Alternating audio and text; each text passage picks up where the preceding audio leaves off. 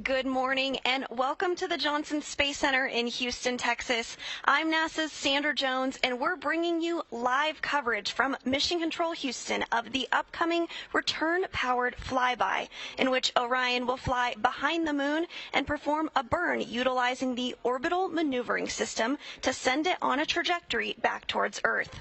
This engine has been used numerous times throughout Orion's journey thus far, following Orion's launch atop the Space Launch System on November 26th.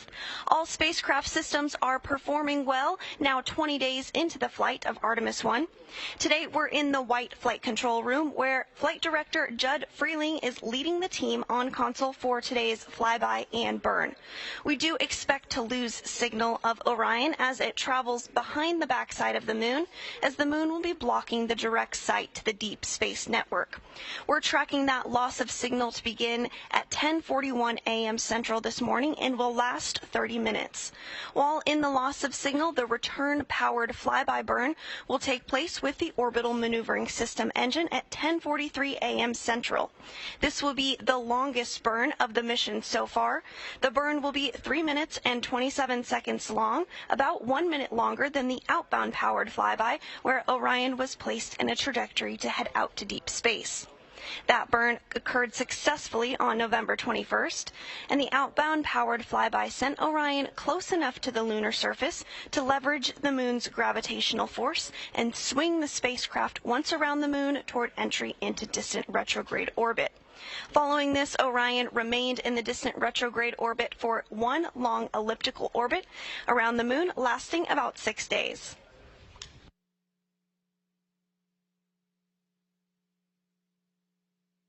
We're now on the return journey of our trip, and this last big push will bring Orion on the trajectory to head towards home. You are looking at a view of the moon, a live view, as well as the Orion spacecraft. Right now, Orion is 5,680 miles away from the moon. Orion is traveling at 3,800 miles per hour, and Orion is over 230,000 miles away from planet Earth.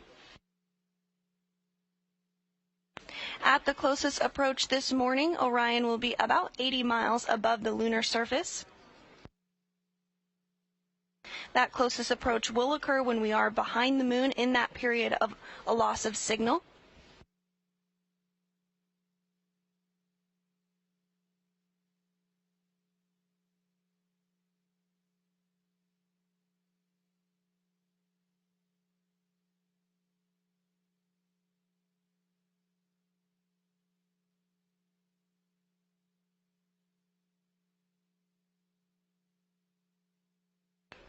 We're about 2 hours and 38 minutes away from today's return-powered flyby burn.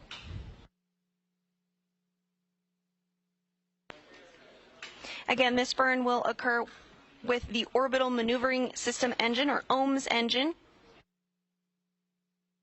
This engine has been used for a variety of burns so far on the mission.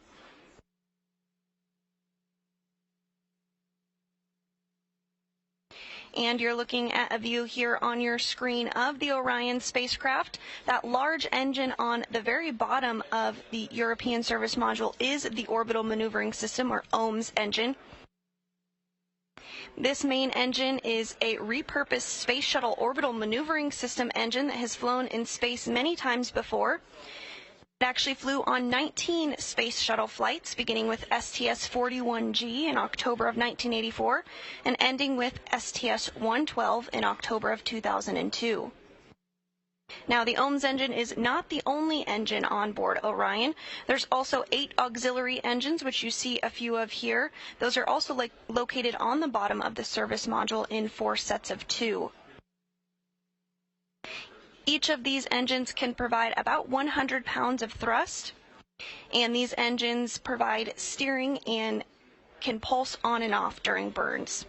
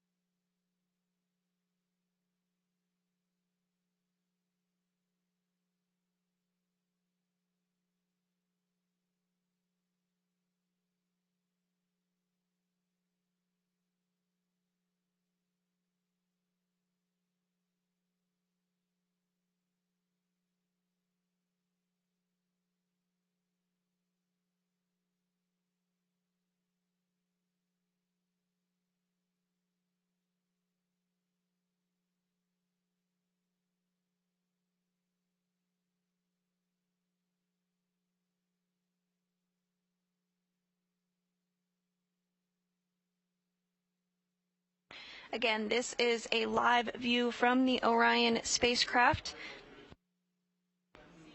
Orion is 5,500 miles away from the moon, but closing in. At closest approach later this morning, Orion will be just 80 miles above the lunar surface. Orion has had quite the journey, now 20 days into this 25-and-a-half-day mission. Notably, during this flight, Orion beat the longest distance ever traveled for a human-rated spacecraft meant to return home. At its furthest point from Earth, Orion was 268,563 miles from our home planet.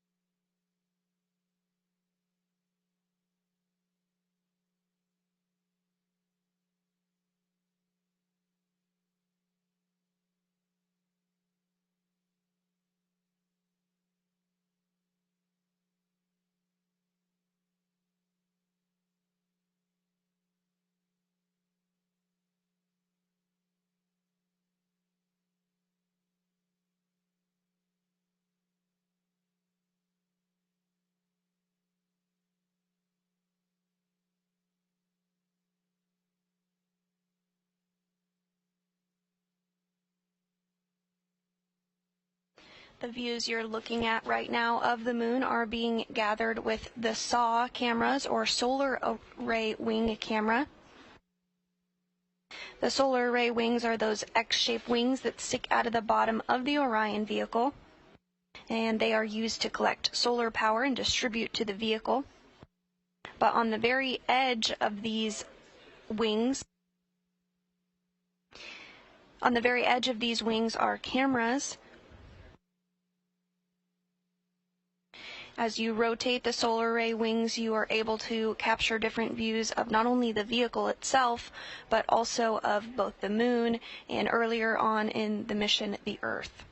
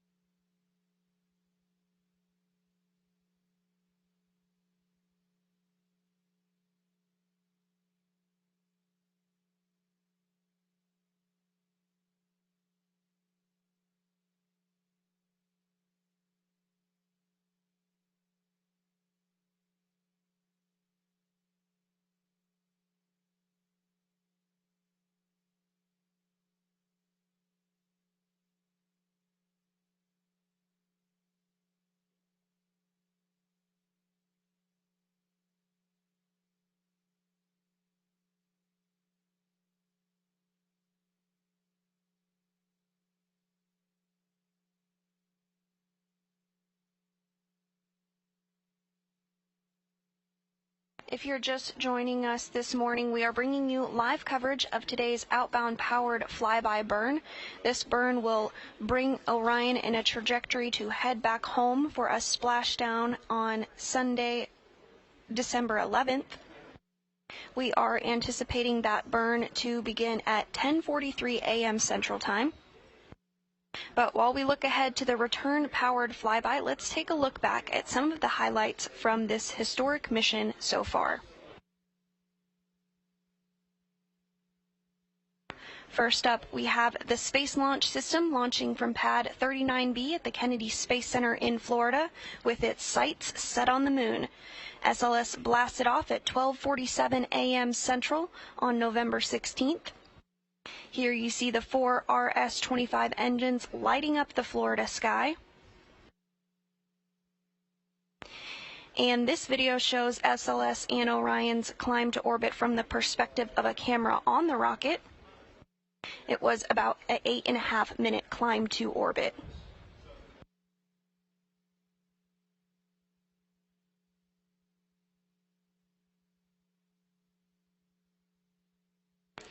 And following liftoff and that climb to orbit, the translunar injection burn took place for Artemis 1.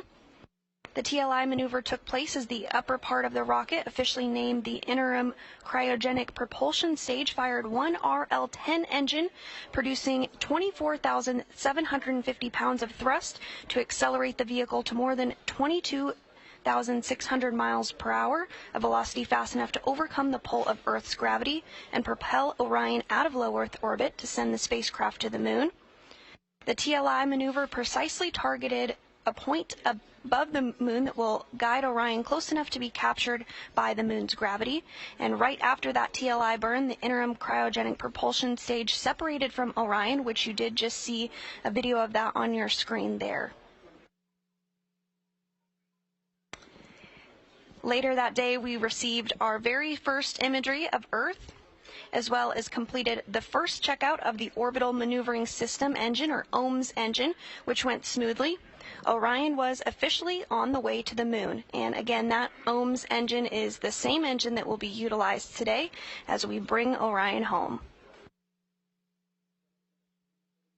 Now, several days later, on November 21st, Orion performed the outbound powered flyby burn with the orbital maneuvering engine as well. This video shows Orion as it approaches the moon for this burn.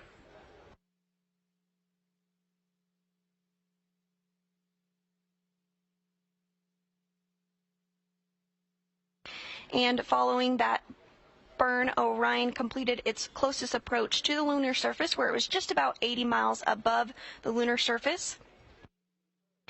And then Orion completed the distant retrograde orbit, which enabled Orion to head out into deep space.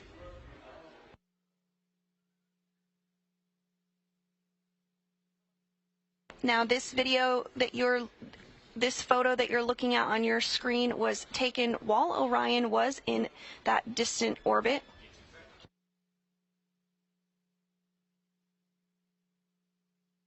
And this was the furthest point that Orion reached during its mission.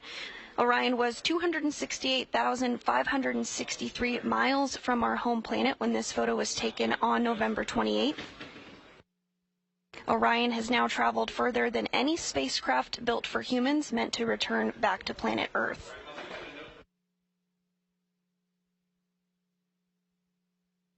And in this photo, Orion's solar rays split the difference between the Earth and the Moon on flight day 14. This image was captured by a camera on the tip of one of the spacecraft's 4 solar arrays.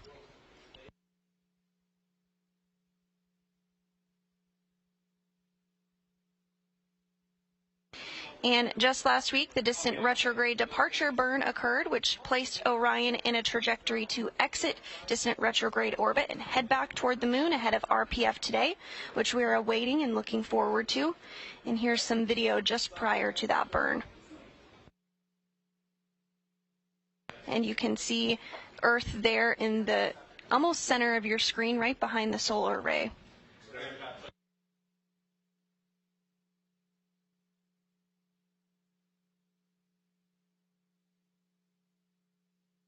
So as you can see, Orion has had an exciting journey so far, but still a few days left in this mission.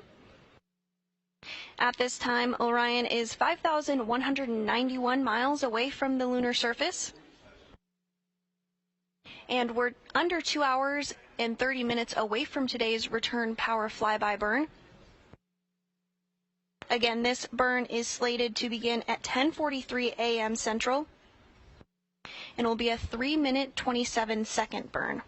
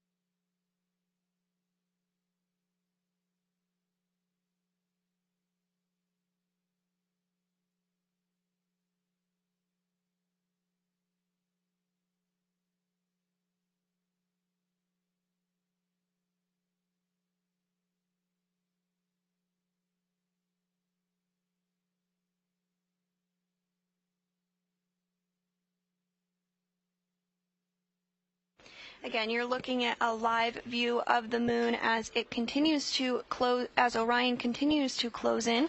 Now, 5,058 miles above the lunar surface.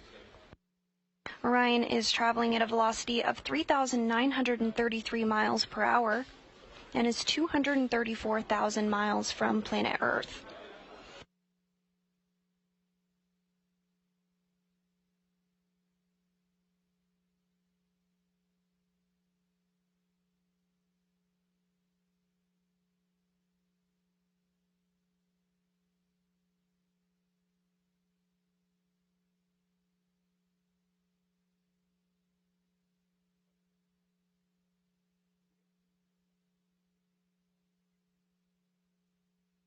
Now, in this image of Earth right now, we actually are able to view several Apollo landing sites rather. Of course, we are a bit too far away to make out any distinct features, but you are looking at the landing sites for Apollo 15, 17, 11, 16, and 14.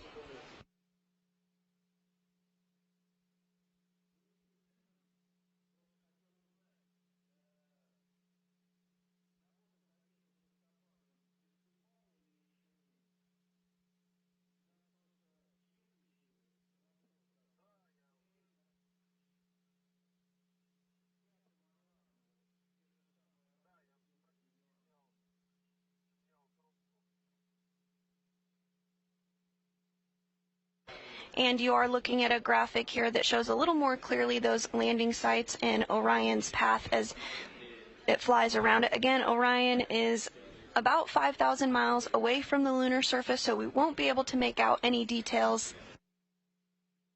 And at its closest approach, Orion will be 80 miles above the lunar surface, still a little too far to make out any of those details.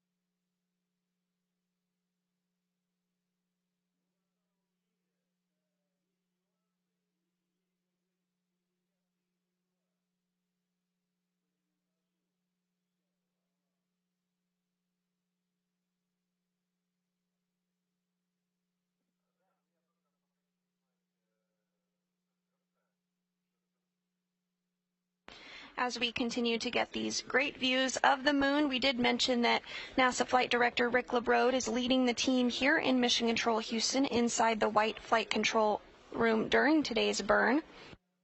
But let's take a quick look at this video, which discusses the various flight directors of Artemis in a little bit more detail.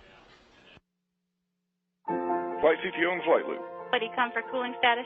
Monaco AOS, good port. Happy. Flight controllers generally focus on systems, subsystems of the vehicle, and they're more in tune with the detailed workings of their particular system that they're responsible for. Flight directors, on the other hand, are more in tune with what is the integration between all of the subsystems. What are we all marching towards? What's our mission objective? Prop flight has the RCS holding together with the regs. Really, your training starts when you become a flight controller.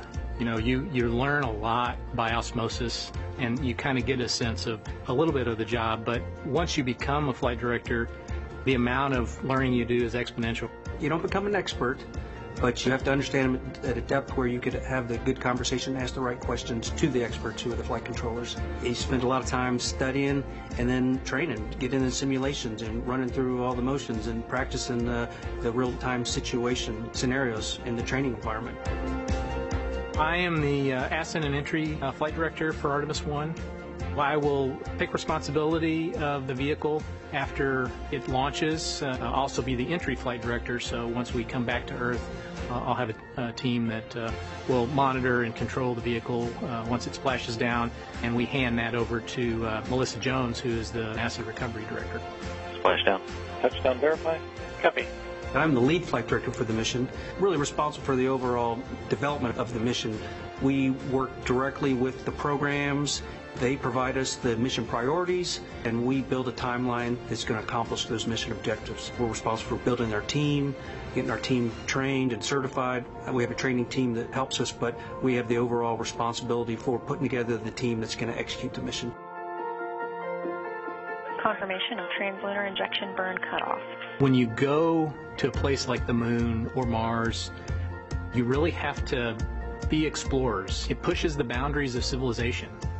We are having to develop new technology that's going to have to sustain the astronauts for these very, very long trips. And it just makes sense to test that in going to the Moon, where you're in a similar environment, but you're much closer. And in the event of an emergency type scenario, we can bring them safely back home. Station, this is Houston. We've had a lot of experience now in low Earth orbit, over 50, 60 years of experience, and we've learned how to do that pretty well. We've learned what the effects of the body are in low Earth orbit, but there's still things that we need to practice, and we need to be able to understand how you sustain life further and further and further away from our planet.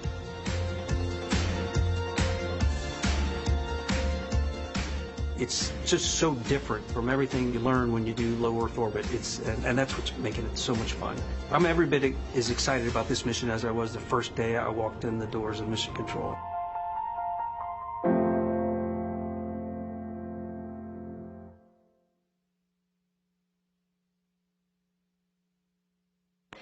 Orion is now less than 5,000 miles away from the Moon, 4,833 miles away to be exact, traveling at a velocity of 3,966 miles per hour.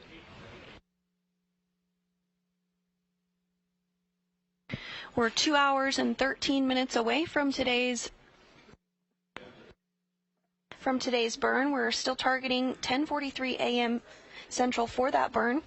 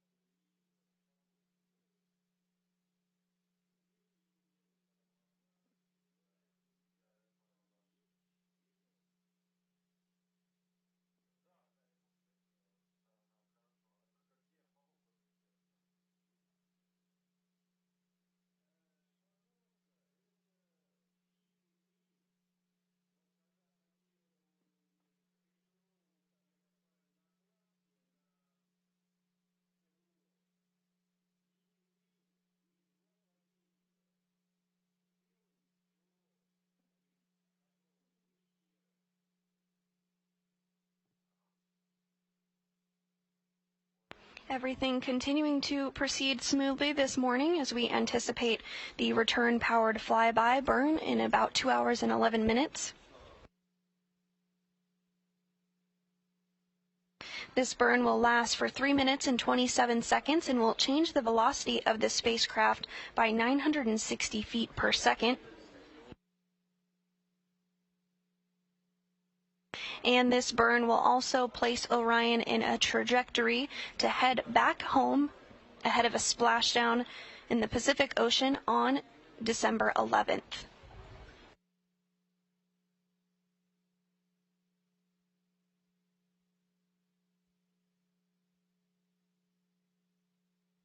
The next major milestone here in Mission Control Houston is when Flight Director Judd Freeling will poll the team of flight controllers for a go, no-go for the burn.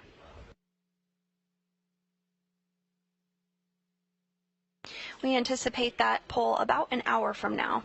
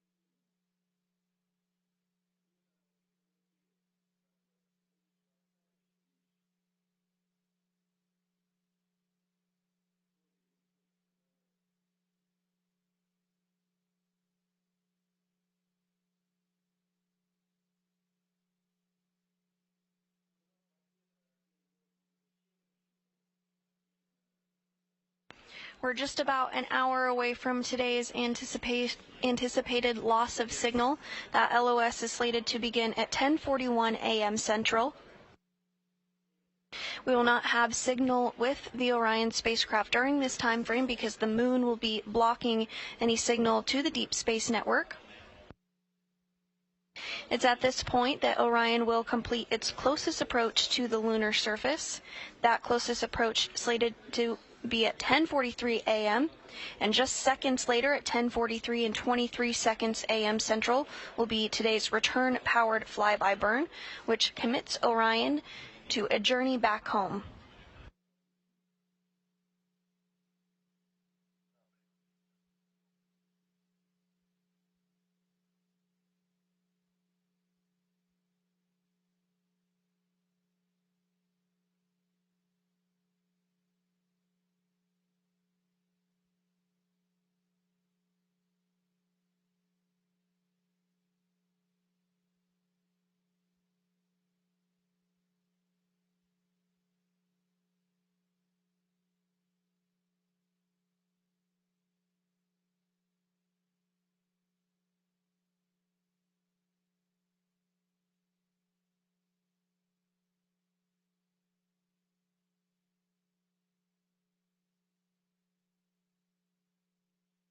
Orion is now 4,571 miles away from the moon, traveling at a velocity of 3,996 miles per hour.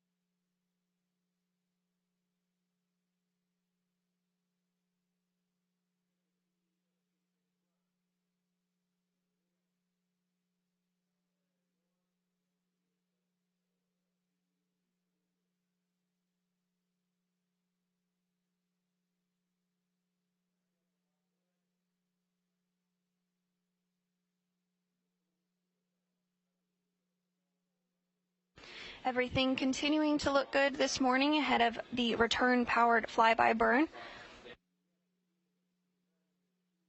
That burn will take place 2 hours and 4 minutes from now and will last 3 minutes and 27 seconds long. The burn will take place with the Orbital Maneuvering System engine, or OMS engine, located on the bottom of the service module of the Orion spacecraft. This engine is capable of having burns that last less than 1 minute to more than 16 minutes in length.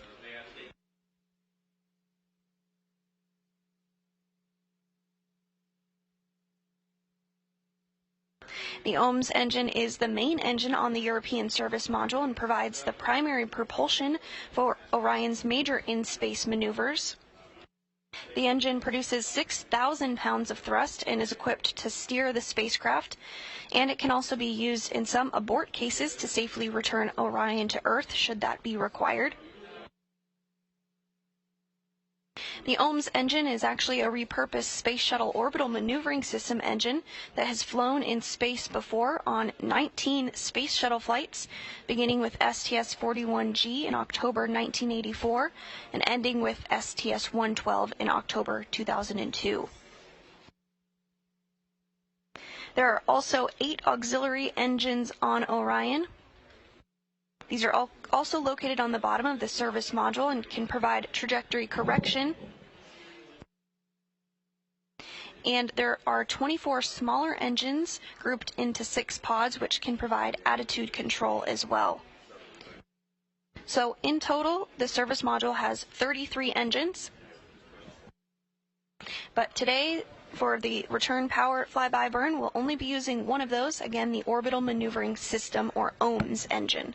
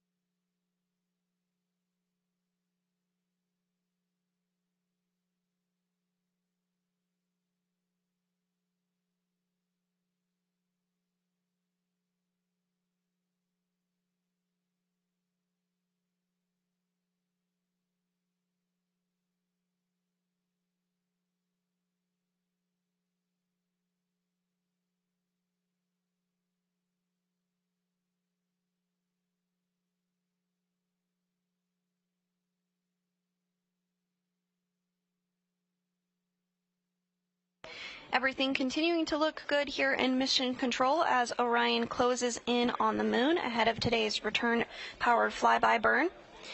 Before and during the Artemis 1 mission, we asked the public to share your moon-inspired creations with the hashtag NASA MoonSnap. We have received thousands of submissions, but here are just a few of them. This is a mural painted by Nikki Adams. You can clearly see the Space Launch System rocket as well as the Greek goddess Artemis, after which the Artemis missions are named. Artemis is the goddess of the moon and the hunt, and I think you can see her arrows and a deer included in the mural as well. Next up, we have a photo submitted by Jessa Rodriguez. The title is Ben and Sophia Plot Their Course. You can see the inclusion of Snoopy in his flight suit as well. Snoopy is our zero gravity indicator aboard the Orion spacecraft. And the Snoopy inside Orion right now is dressed very similarly to the Snoopy in this photo.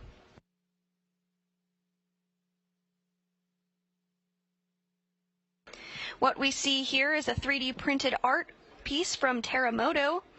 The artist entitled this piece Lunar Specimen 001 and used real data from the Lunar Reconnaissance Orbiter to create this.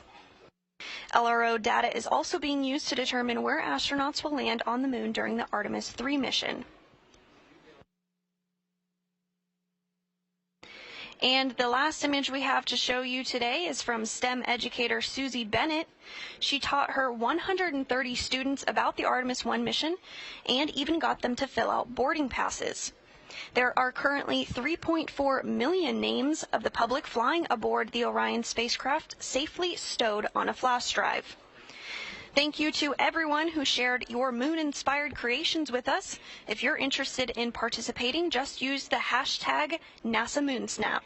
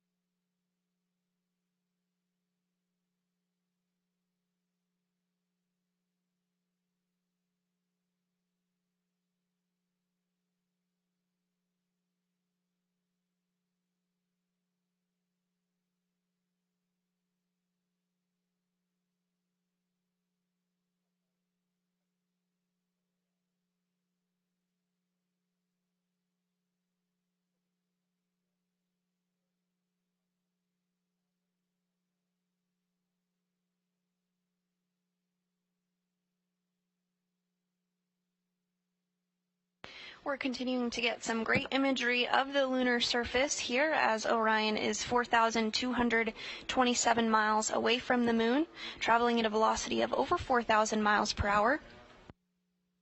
This imagery is coming from a camera on the Solar Array Wing, or SAW.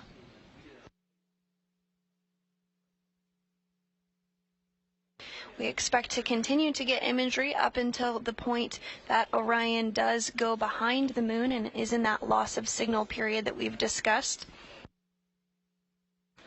That will be a 30-minute loss of signal period beginning at 10:41 a.m. Central Time this morning. And just 2 minutes after the LOS begins, or that loss of signal period, we will have the return-powered flyby burn occur at 10:43 a.m. Central, lasting 3 minutes and 27 seconds, utilizing the Orbital Maneuvering System engine.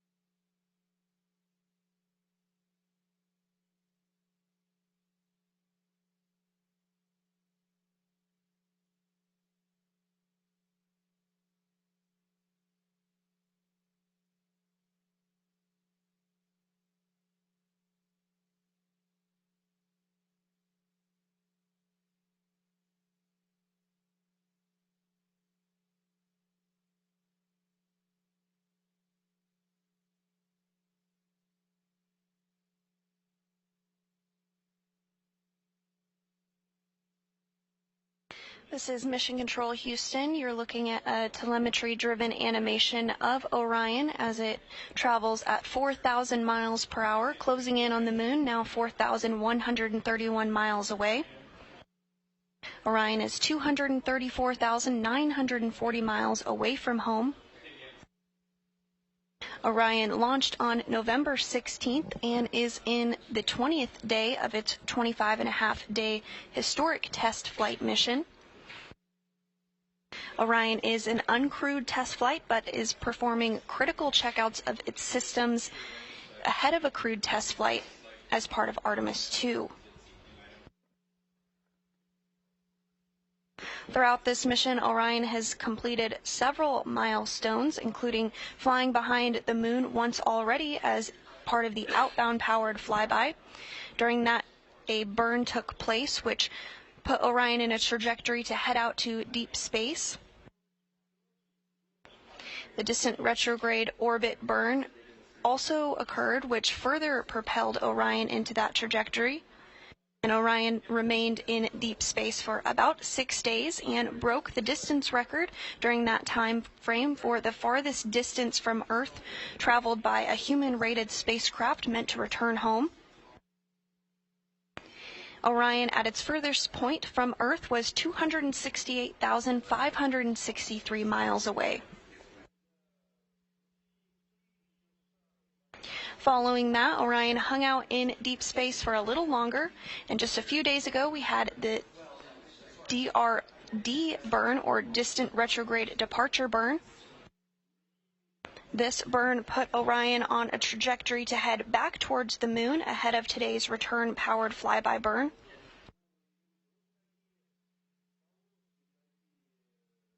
Today's burn is critical to ensure that Orion is on the proper trajectory to return back to Earth safely.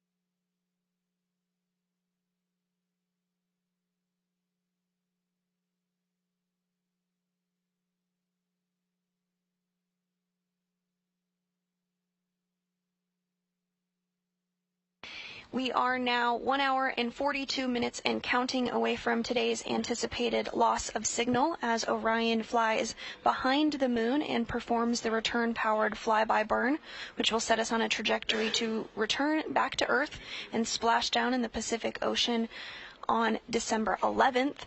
But now, as you can imagine, this moment can certainly be a bit suspenseful as we await Orion to emerge from the backside of the moon and regain communications with the Deep Space Network.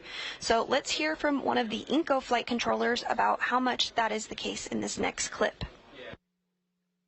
During each mission to the moon, we'll have a period of time where the spacecraft goes behind the moon and we lose line of sight with the spacecraft from the DSN stations. That can be quite a nail-biting time. Usually we're executing an important maneuver or a burn during that time, and we have a predicted time when we should reacquire the signal, and so everybody is usually staring at that clock. As soon as the signal comes in-house, there's a sigh of relief, and we check to make sure that the burn executed correctly and that the spacecraft is in good health. So again, we are anticipating that loss of signal to begin an hour and 41 minutes from now. Today's loss of signal will last 30 minutes in length, during which time Orion will complete its closest approach to the moon and just seconds later perform the return-powered flyby burn, which will last 3 minutes and 27 seconds and will change the velocity of the Orion spacecraft by 960 feet per second.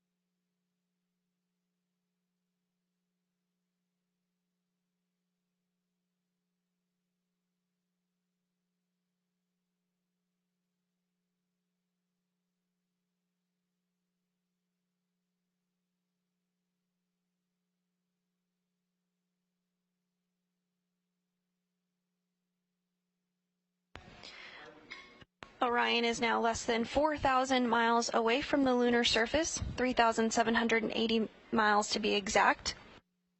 And Orion is traveling at 4,115 miles per hour.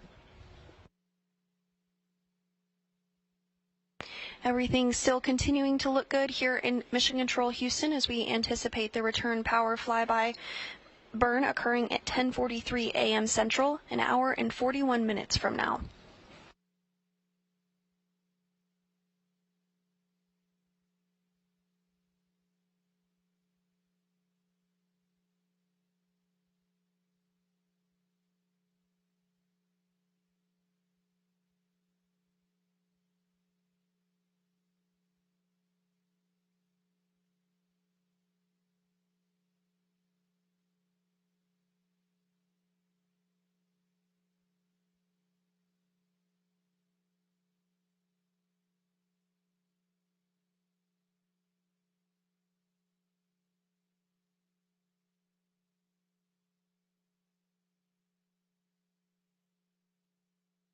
Today's return power flyby will send Orion close enough to the lunar surface to leverage the moon's gravitational force and swing the spacecraft into a trajectory to return back to Earth. During Orion's mission, it surpassed the furthest distance for a human-rated spacecraft meant to return home at over 268,000 miles from Earth at its furthest point.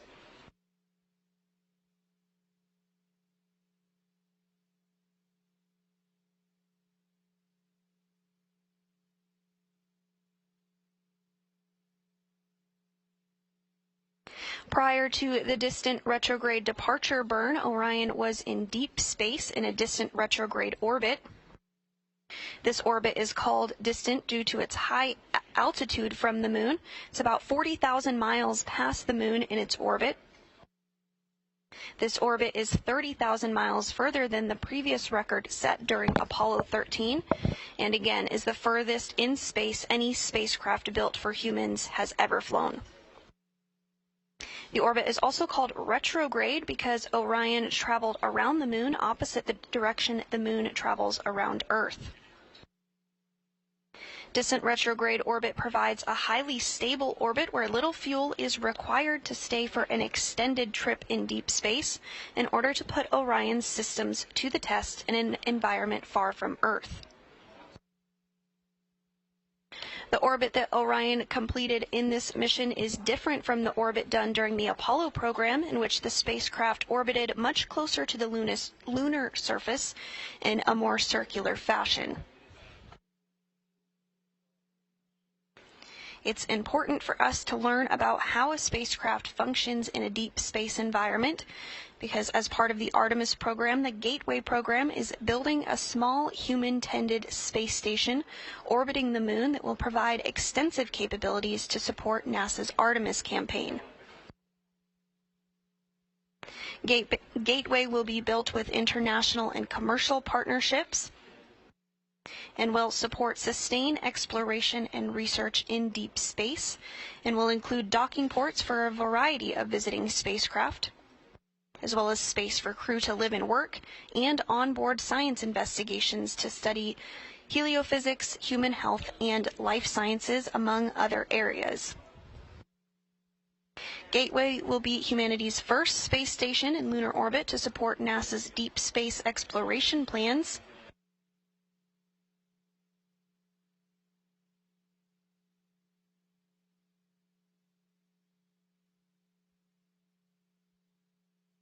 But before we get to that point, we are testing out the Orion spacecraft as part of the Artemis 1 mission. Again, we're 20 days into a 25-and-a-half-day mission.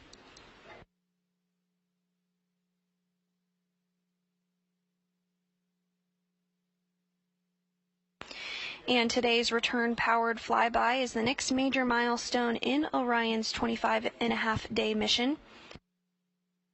This burn will slingshot Orion around the moon and place it on a trajectory to splash down in the Pacific Ocean on December 11th.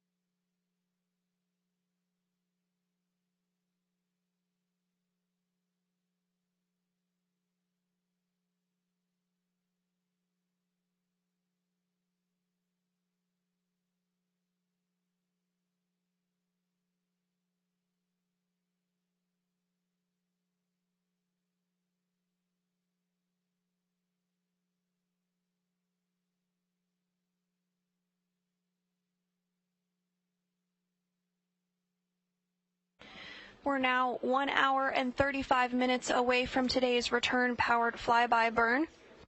Orion is currently traveling at 4,157 miles per hour and is 3,529 miles away from the moon.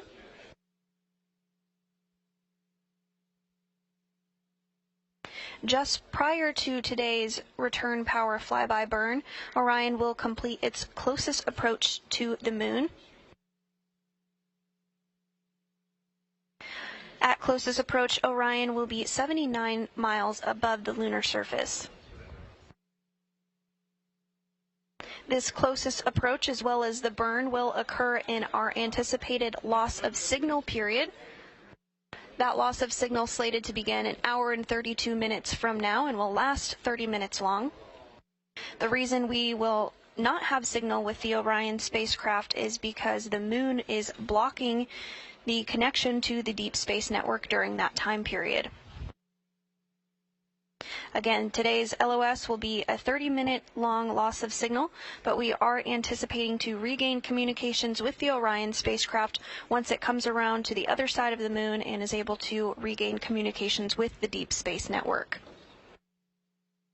At that point, flight controllers here in Mission Control Houston will be able to analyze today's 3-minute and 27-second return power flyby and make sure everything performed as expected.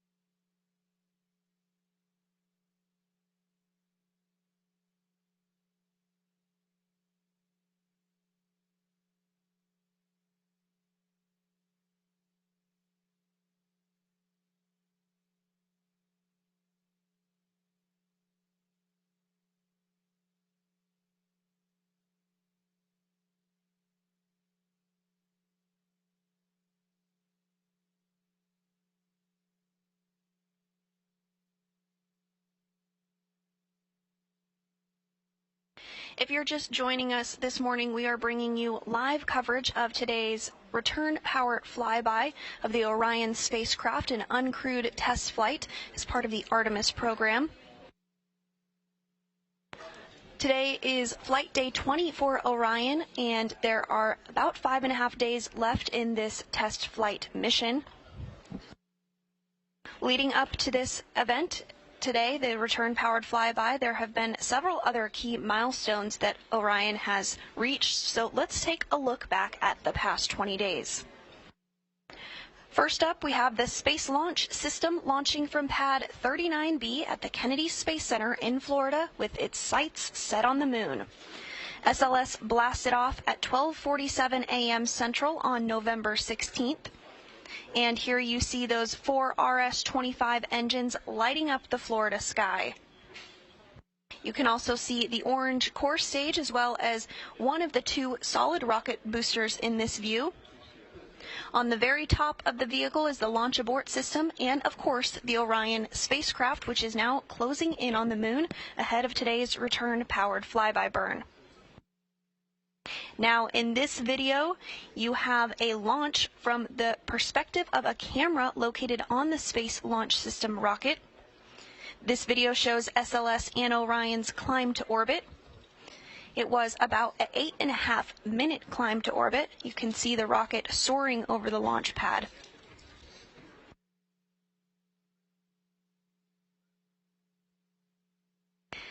Following liftoff and the climb to orbit, the translunar injection burn took place.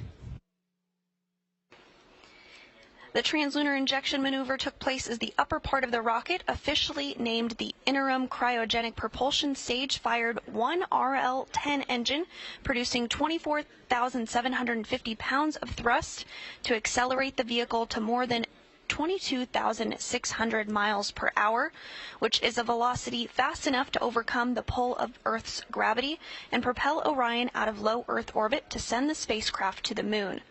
The translunar injection maneuver precisely targeted a point on the Moon that helped guide Orion close enough to be captured by the Moon's gravity.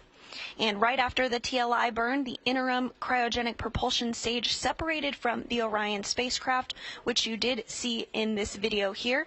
You see it floating away in the distance. Later that day, we received our first imagery of Earth, as well as completed the first checkout of the Orbital Maneuvering System, or OMS engine, which all went smoothly. Orion was officially on the way to the Moon. And then several days later, on November 21st, Orion performed the outbound powered flyby, also with the Orbital Maneuvering Engine, rather.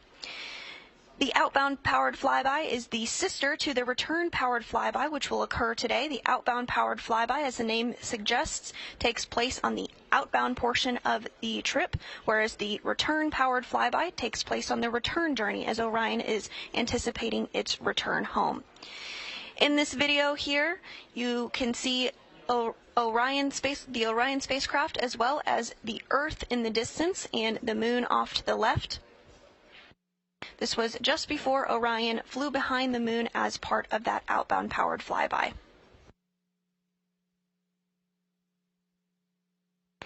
After this, Orion was placed in a deep space trajectory where it completed a distant retrograde orbit. During that time frame, Orion traveled the furthest distance than any human-rated spacecraft meant to return back to Earth had ever traveled. And in this photo here, you see Orion take a photo of planet Earth from over 268,000 miles away.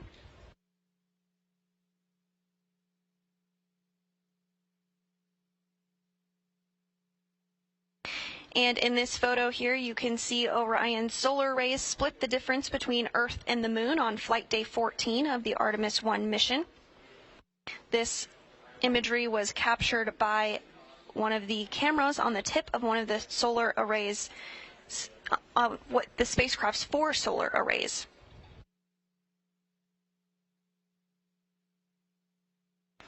And just last week, on December 1st, the distant retrograde departure burn occurred, which placed Orion in a trajectory to exit the distant retrograde orbit and head back toward the Moon ahead of the return-powered flyby, which we're looking forward today. In this view here, you can see the solar array flexing, as well as an Earth in the distance there, almost in the center of your screen.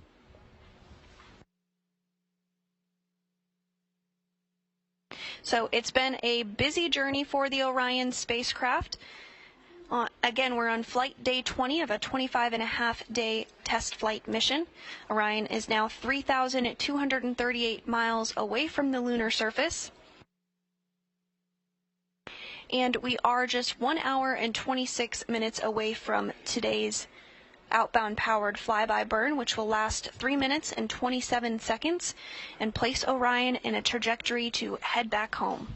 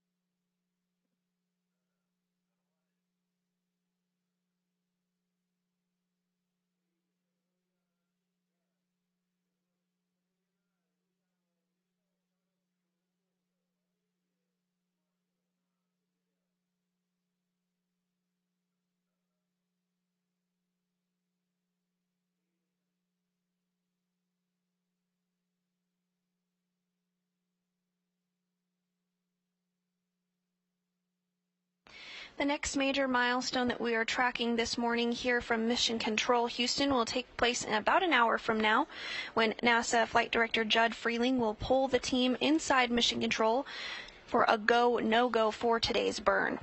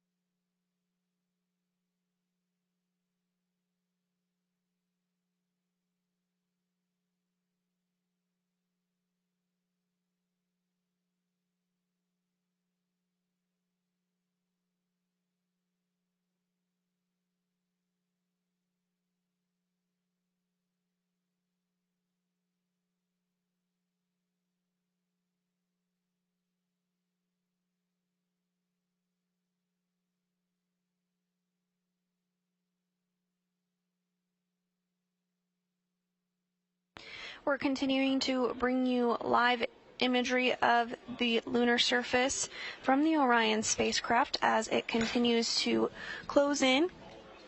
Orion is currently 3,091 miles away from the moon, traveling at a velocity of 4,238 miles per hour.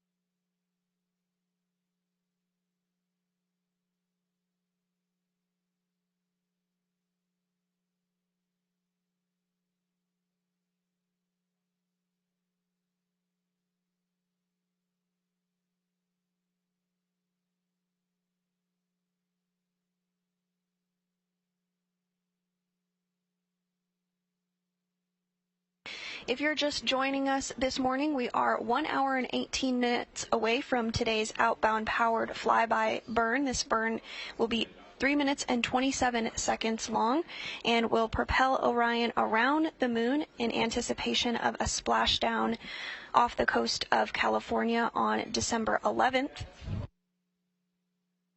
Leading the team here in Mission Control Houston during today's burn is NASA Flight Director Judd Freeling. But Judd is not the only flight director here at the Johnson Space Center in Houston, Texas, that is working the Artemis mission. So let's take a look at a few of the other flight directors. Flight CTO and flight loop. Buddy, come for cooling status. Monaco AOS, good for Copy. Flight controllers generally focus on systems, subsystems of the vehicle, and they're more in tune with the detailed workings of their particular system that they're responsible for. Flight directors, on the other hand, are more in tune with what is the integration between all of the subsystems. What are we all marching towards? What's our mission objective? Prop flight has the RCS holding together with the regs. Really, your training starts when you become a flight controller. You know, you learn a lot by osmosis, and you kind of get a sense of a little bit of the job, but once you become a flight director, the amount of learning you do is exponential. You don't become an expert, but you have to understand them at a depth where you could have the good conversation, ask the right questions to the experts who are the flight controllers. You spend a lot of time studying and then training, getting in simulations and running through all the motions and practicing the real-time situation scenarios in the training environment. I am the ascent and entry flight director for Artemis 1. I will take responsibility of the vehicle after it launches. I'll also be the entry flight director, so once we come back to Earth, I'll have a team that will monitor and control the vehicle once it splashes down, and we hand that over to Melissa Jones, who is the NASA recovery director. Splashdown. Touchdown verify. Copy. I'm the lead flight director for the mission, really responsible for the overall development of the mission. We work directly with the programs. They provide us the mission priorities, and we build a timeline that's going to accomplish those mission objectives. We're responsible for building our team, getting our team trained and certified. We have a training team that helps us, but we have the overall responsibility for putting together the team that's going to execute the mission. Confirmation of translunar injection burn cutoff. When you go to a place like the moon or Mars, you really have to be explorers. It pushes the boundaries of civilization. We are having to develop new technology. It's going to have to sustain the astronauts for these very, very long trips. And it just makes sense to test that and go into the moon where you're in a similar environment, but you're much closer in the event of an emergency type scenario, we can bring them safely back home. Station, this is Houston. We've had a lot of experience now in low Earth orbit, over 50, 60 years of experience, and we've learned how to do that pretty well. We've learned what the effects of the body are in low Earth orbit, but there's still things that we need to practice, and we need to be able to understand how you sustain life further and further and further away from our planet.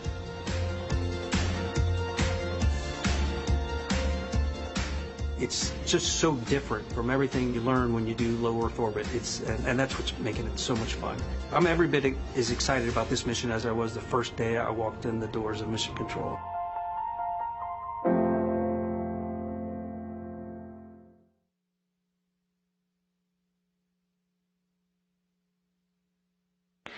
Orion continuing to close in on the moon, now 2,774 miles away, traveling at a velocity of 4,300 miles per hour.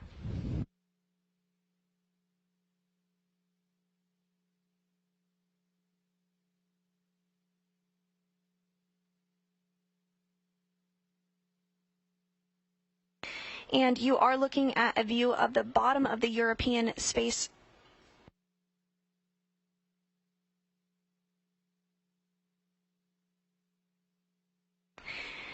You are looking at a view of the European service module, the very bottom of it there. And you are seeing the large engine there in the center of the European service module. That's the Orbital Maneuvering System engine, or OMS engine. That's the engine that will be utilized during today's return power flyby burn. This is the main engine on the European Service Module and is a repurposed Space Shuttle Orbital Maneuvering System engine that has flown in space 19 times before, all on Space Shuttle flights, beginning with STS-41G in October 1984 and ending with STS-112 in October 2002. We are now 1 hour and 13 minutes away from today's return-powered flyby burn. That burn will last 3 minutes and 27 seconds, and will change the velocity of the Orion spacecraft by 960 feet per second.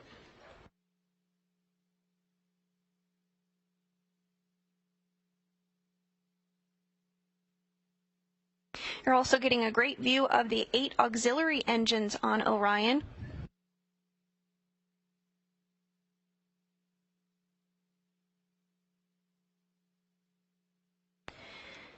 And again, Orion continues to close in on the moon, now only 2,680 miles away from the lunar surface. Following today's closest approach to the moon, Orion will be only 79.2 miles above the lunar surface.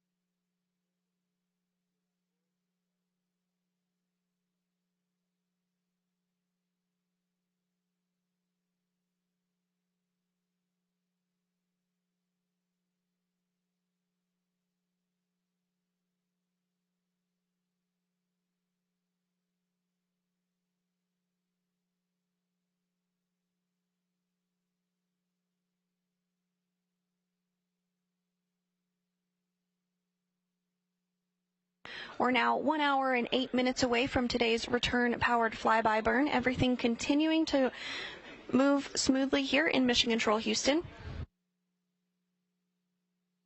As a reminder, we will lose signal when Orion crosses behind the moon. That's because the moon will be blocking the signal to the Deep Space Network. We are anticipating that loss of signal 1 hour and 5 minutes from now. That will be a 30-minute loss of signal. During this loss of signal period is when Orion will complete the return-powered flyby burn, that 3-minute and 27-second burn that will send Orion on a trajectory to head back home ahead of a splashdown in the Pacific Ocean on December 11th.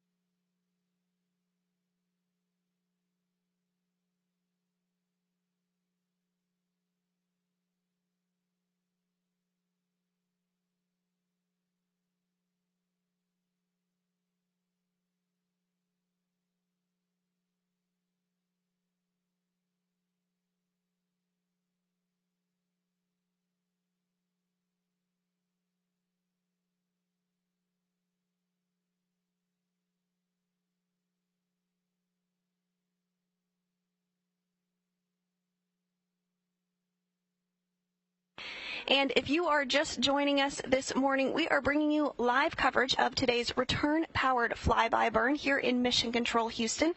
That burn is 1 hour and 6 minutes away from now and will be a 3-minute, 27-second burn that will slingshot Orion around the moon in a trajectory to head back to Earth and a splashdown on December 11th.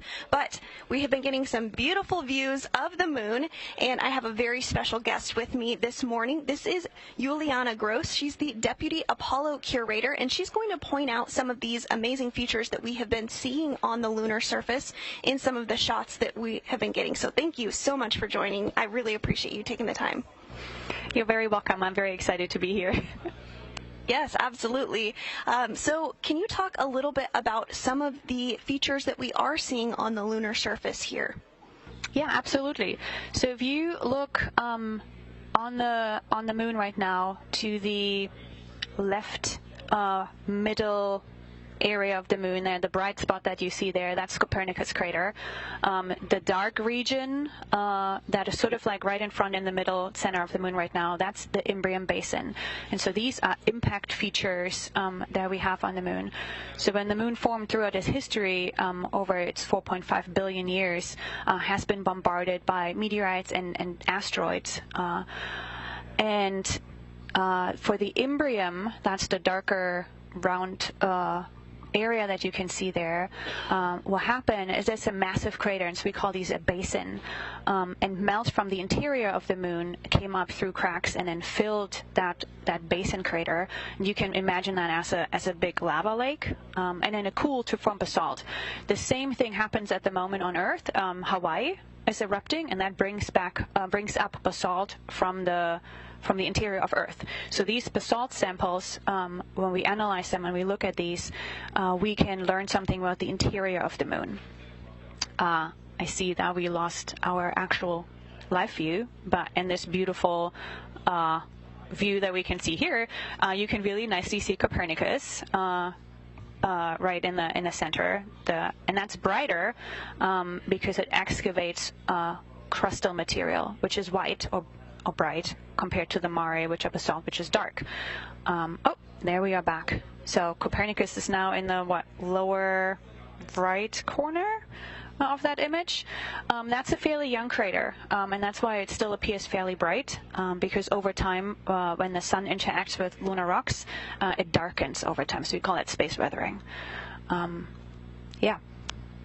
And so we are flying fairly close to some of the Apollo landing sites now. We're a little too high above. We're about 2,000 miles away from the moon still to make out any features. But can you talk about a little bit about what the Apollo program studied in those landing zones and maybe touch on how Artemis is going to be different, because we're going to be landing in an entirely different spot, right? Yeah, absolutely. Apollo wasn't so much about science. It was more about like, hey, we're actually going to the moon and we can do it, and like the technology to show that we can do it. Apollo 14 and 12 sort of landed near Copernicus, like south of where Copernicus crater is right now that I pointed out in that region. And so Apollo 14 landed there in 1971, right above the Framora region, which is kind of like south of Copernicus, and it's right at the edge of that big Imbrium basin that I talked about. They brought back a lot of rocks. They were interested in the rocks that were excavated from Imbrium. So there's a lot of impact melt, as we call them, or breccias. And every time a rock gets exposed to like heat and pressure and started to remelt in like an impact event like that, it resets the internal clock. So when rocks form, they record the condition from which they formed, including the age, like the time when they formed. But every time there's an impact event and it gets remelted, that internal clock resets. Now we can take these rocks and then measure the ages of them. And so every time the clock got reset, we now have the age of that impact event. And so we want to know when Imbrium formed, because it's such a big event that happened on the moon, that we can put everything else in relative age to each other. So that why that mission was important. Apollo 12 landed in the Oceanus Procellarum region, which is sort of to the lower left and then going up. It's kind of like where that shaded, like where you kind of stop seeing the moon, you know, the boundary of the shade and the sunlight lit area. The little bright spot that comes up on the, lower left third of the moon, that is Aristarchus crater. So that's a super bright crater in that Procellarum region, which we're now seeing more and more of. So that's sort of the area where Apollo 12 landed. That landing was to sort of show that we can do a pinpoint landing. So they landed 200 meters away from the Surveyor 3 lander, and they actually brought a piece from Surveyor 3 back to Earth to like really show. And that then paved the way for future missions to like really like, hey, we can do a pinpoint landing. So we can go to like a more difficult terrain where we can land, where it's more ruggedy. And so that's where we went there. And so now you can see even more of the Procellarum region. Most of that is dark gray, as you can see, and so these are the basalts, and that mission brought back a lot of these basaltic materials. And then we can look at the ages, and it turns out that those basalts were very different, and they were younger than the Apollo 11 mission, than the rocks that they brought back, the basalts that they brought back. Now, Artemis is going to be super exciting because we're going to a very different region. So if you look at the surface here, and you can see that's mostly dark gray, so it's mostly basalts. You can see in the upper part of the moon that's still bright. That's what we call the highland crust. So that's the very old crust. So when the moon formed, there was a giant impact between two protoplanets. It collided, created a lot of heat. Everything melted. The center part formed and became Earth. And then the debris cloud that surrounded it coalesced and then became the moon. So once upon a time, the moon was covered in a global magma ocean. So it was fully molten, right? And if you have a global magma ocean, you start crystallizing things. So now when you crystallize stuff that is denser than the melt, that sinks, right? And if you crystallize things that are less dense than the melt, that starts to float, like ice is floating on water, right? And so now we have these crystals crystallizing these minerals, and they are less dense, so they float to the surface and they build the crust. These crystals are called plagioclase. They're white. And so your crust that then forms on the moon is white. And that's why the moon looks so bright when you look at this image or in the night sky, because that's the old crust of, the oldest rocks we have, and they're white in color. And so that's why this is so bright. Now the near side, so the side that we see right now, we see these dark patches, which then are the younger basalts that came to the surface once you start impacting it, and you take stuff away, you made these big basins, and then the interior remelts, and that melt comes up to form to fill these craters.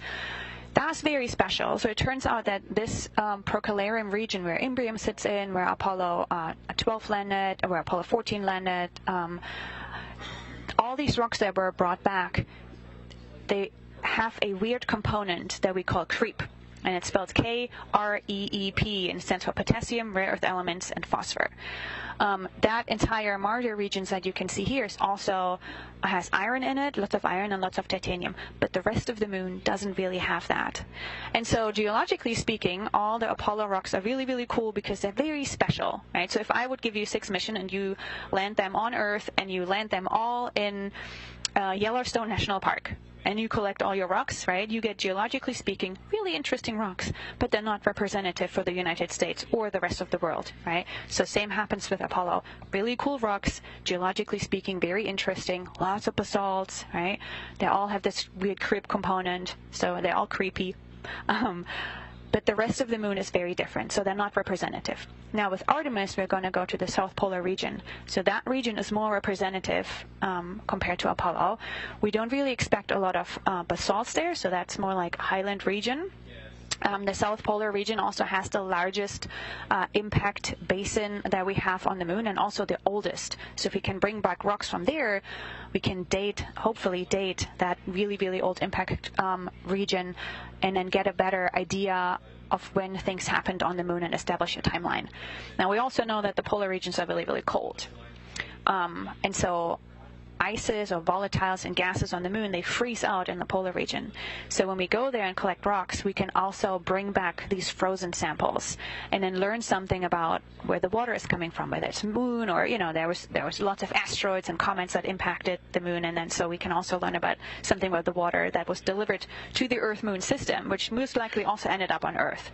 And so we can learn something about our own history and how the moon formed and evolved over time better than we can with Apollo. We're missing a lot of rocks and processes with Apollo, and hopefully we can fill these gaps with Artemis. You are a wealth of knowledge. Thank you so much for sharing all of that information. Now, as we continue to get closer and closer to the lunar surface, of course, these features are going to become more and more clear. Orion is now 2,000 miles away from the moon, but at closest approach today, it will be just about 80 miles above the lunar surface. So before you go for the day, it looks like we are starting to get some better views of that area that you were discussing before. Is there any other items or areas that have come into view since we've been chit-chatting that you think would be helpful to point out? Yeah, so we see Kepler crater, which is sort of to the left and lower left of Copernicus, what I just pointed out. So it's this like grayish area with a little dot in the center. And then if you go from there further to the right at where the moon's shades are, so there's still a little lower left, that really bright area, that's Aristarchus crater. And that's a really young crater, and it's really bright because it brought up material from that crust that I saw, and that's this white rock. It turns out we have orbital reflectance data. So when we look at the light, the sunlight that gets reflected off the surface, we can make assumptions about the chemistry in that region. And it turns out that that region is, geologically speaking, really, really complicated. So it brought back up old crustal material, but we also see some basaltic material. And in the central peak, we see material that is silicic, so it's really, really high in silica, and that usually means there's some kind of evolved rock. And when we say evolved, on Earth, that usually means like granites and stuff like that. We don't really mean it that way here, but it has more silica content in it. When I say central peak, so what happens when you have a big impact into the crust rebounds and brings a central part comes up. If you think about it, throwing a rock into water, right, it makes a splash, and then the water rebounds and brings a kind of like a central thing up and then plops back down. So if you would freeze that water, it would stand up in the center. So that happens on the moon or on Earth as well, where like the crust rebounds. And so the central peak is the area that is the deepest material that got brought back to the surface. So that is of importance and special interest to scientists, because now we have another window into the interior of the moon to study these things. And it turns out, specifically for that little bright crater there, it's super complicated, and then we're still trying to figure out what we're seeing. So it sounds like there's definitely much to be learned from the moon, especially through the Artemis program, and I'm sure you're looking forward to getting some of those samples back to be able to study in depth. Oh, absolutely. Well, thank you so much, Juliana, for taking time out of your day to chat with us. I really appreciate it. I hope you have a good rest of your day. Thank you so much, and thank you for having me. This is fantastic.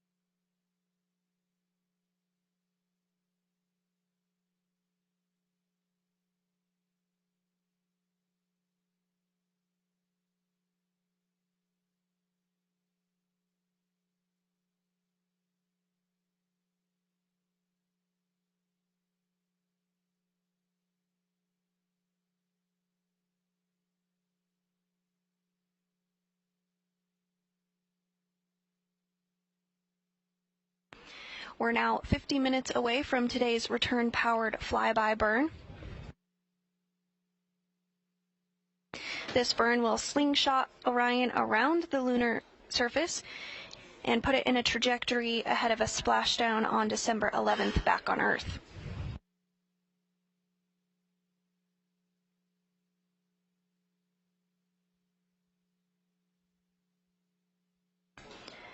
This burn will be a 3-minute and 27-second long burn and will be the longest burn of the mission utilizing the Orbital Maneuvering System, or OMS engine. You are getting a view of the OMS engine on your screen. It's in the very top left, the largest engine on your screen.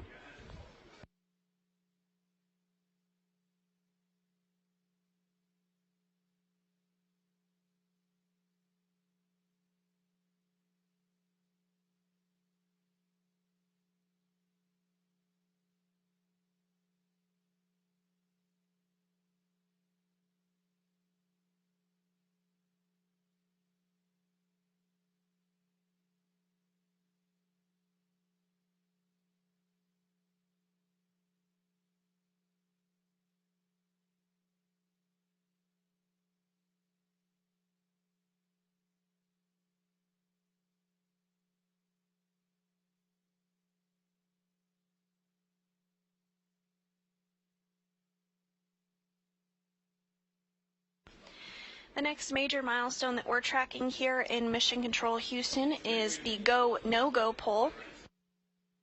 During this poll, NASA Flight Director Judd Freeling will go around the room and poll each of the flight console positions to ensure that all is looking good ahead of today's burn.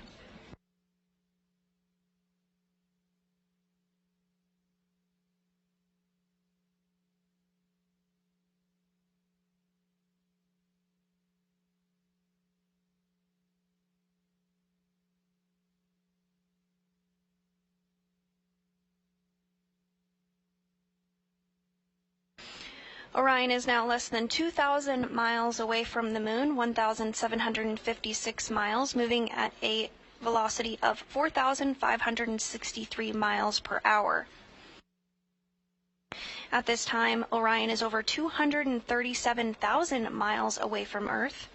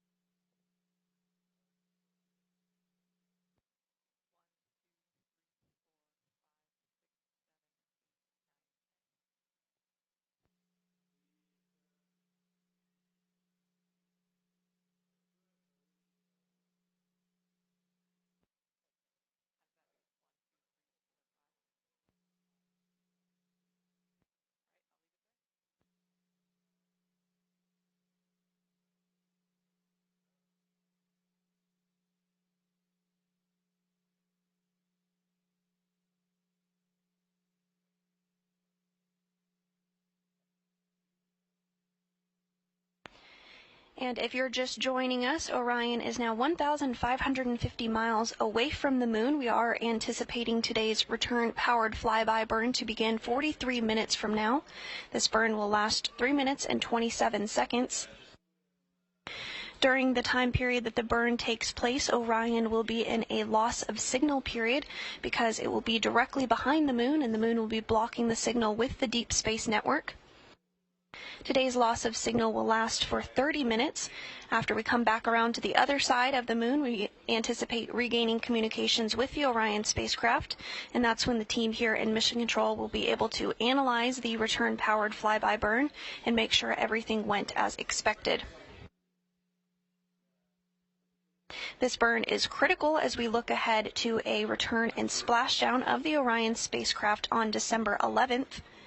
Today's burn will put us in a trajectory to enable that splashdown.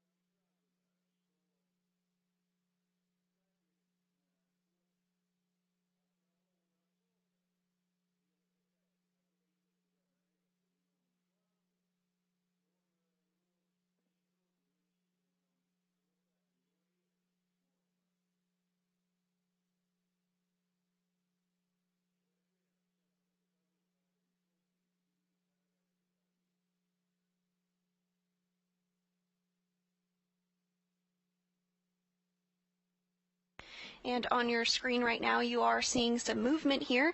This is taking place as the solar array wings get into the right configuration ahead of today's burn.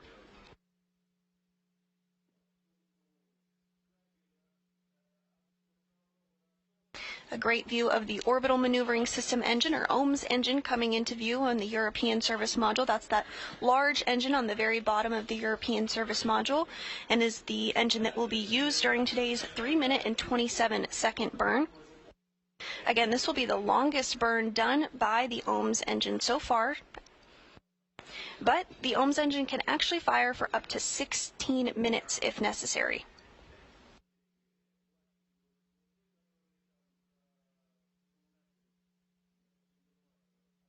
You're also getting a view of the 8 auxiliary engines on Orion.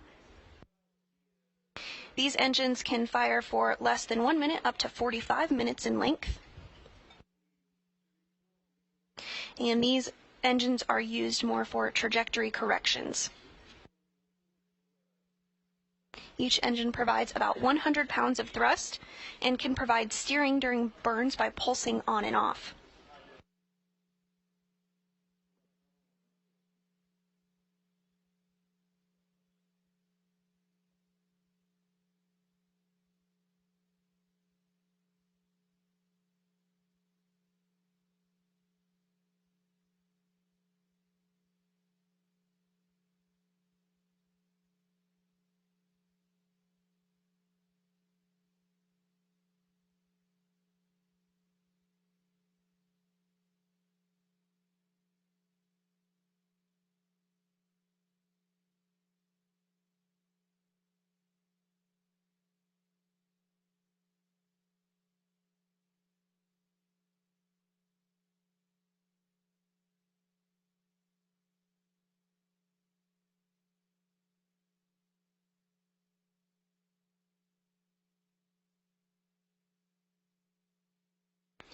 Orion continuing to get in the proper orientation ahead of today's burn. We are tracking that burn 38 minutes from now.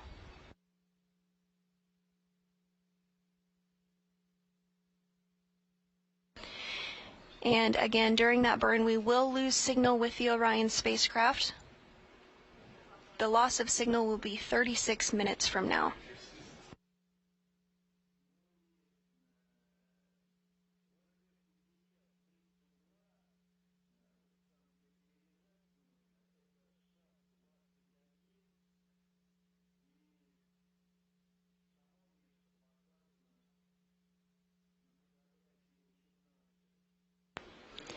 You're looking at a view from our data-driven animation of the Orion spacecraft. As you can see, we're now 1,317 miles away from the moon. Orion moving at over 4,700 miles per hour. At this time, Orion is over 238,000 miles away from Earth.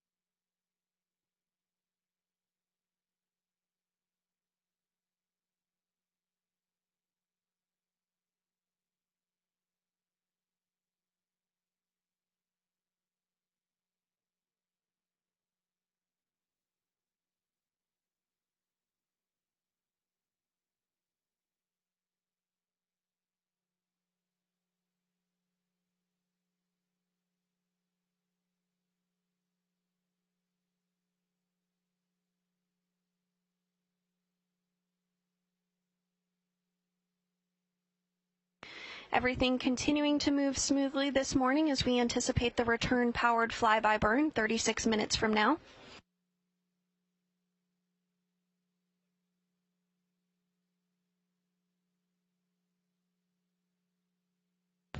We are hearing that the Orion spacecraft is now in the proper attitude ahead of today's burn.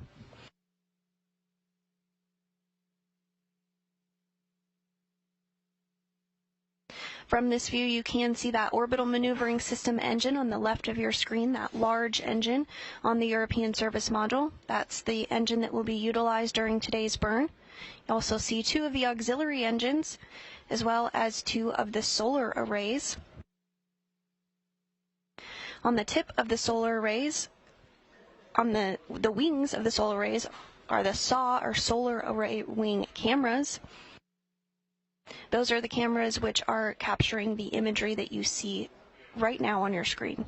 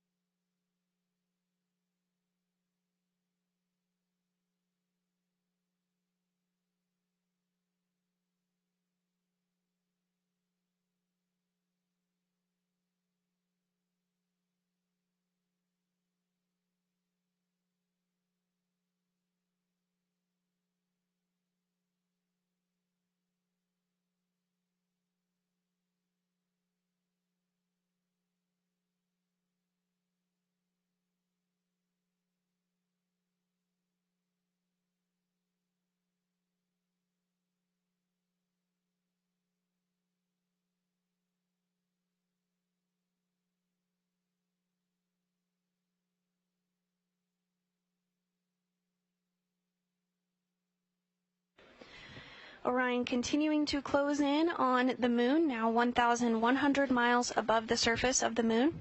During today's closest approach, Orion will be just 80 miles above the surface of the moon.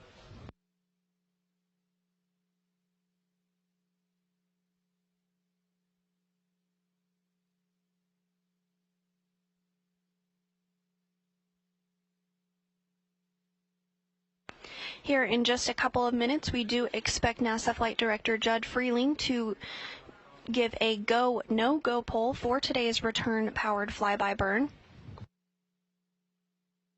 If the team polls go, then we are anticipating the burn to begin at 10:43 a.m. Central and last 3 minutes and 27 seconds.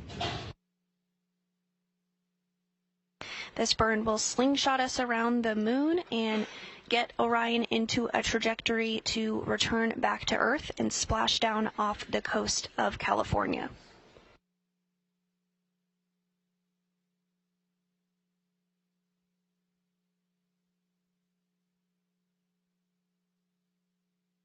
While Orion is behind the moon today, we will not have communication with the vehicle because the moon will be blocking the connection to the Deep Space Network.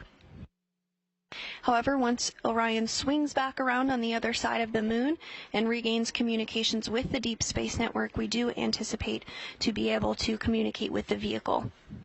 Today's loss of signal is slated to last 30 minutes. And at this time period, we are now 29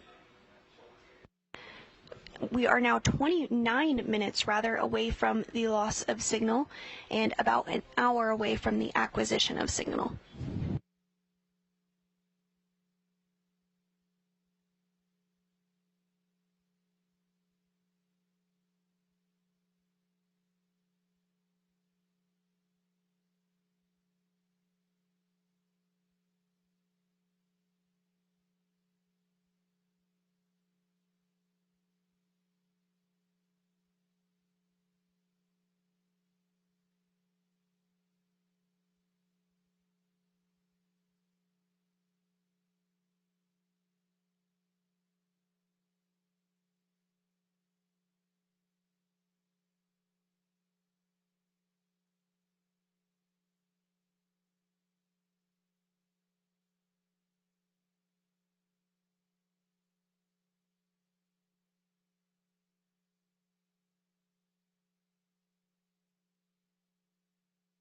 If you're just joining us this morning, we are bringing you live coverage of today's return-powered flyby of the Orion spacecraft, which is now 20 days into its 25-and-a-half-day test flight.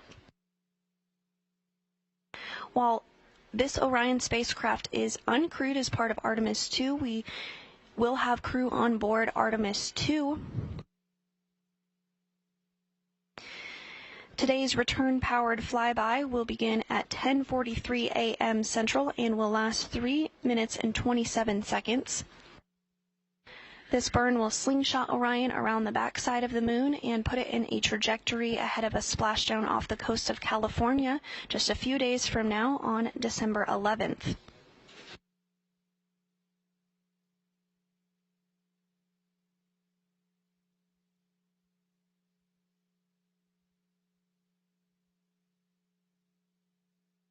During Orion's mission, it broke the record for longest distance traveled away from Earth for a human-rated spacecraft meant to return back to Earth.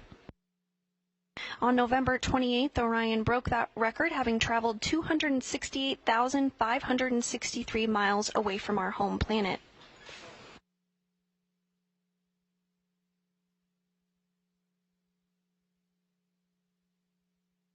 During this time period, Orion was in the distant retrograde orbit. Orion remained in this distant retrograde orbit for about 6 days, in which we tested out the systems of the spacecraft in the deep space environment.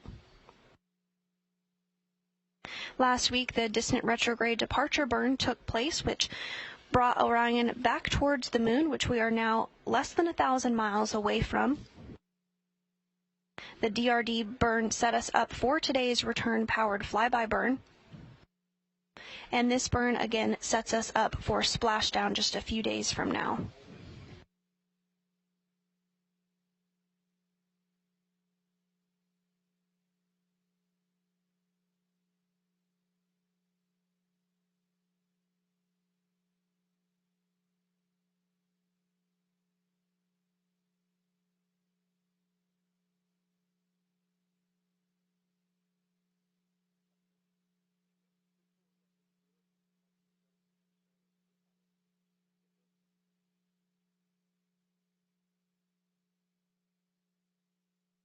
And here is the view of the moon, as mentioned, less than 1,000 miles away. Still a little ways to go to get to our closest approach of the day, at which point Orion will be just 80 miles above the lunar surface.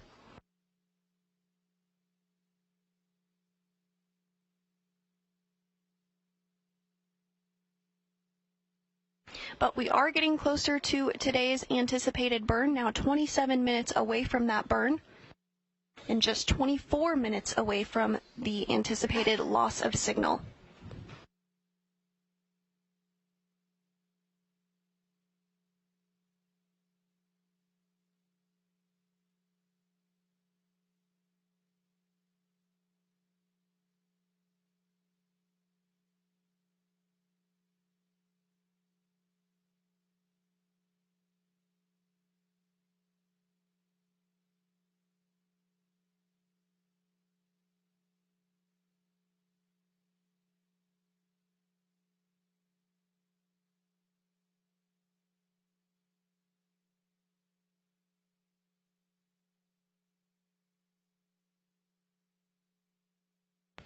Orion continuing to pick up speed as it closes in on the lunar surface, now traveling at 4,852 miles per hour, and now just 846 miles away from the moon.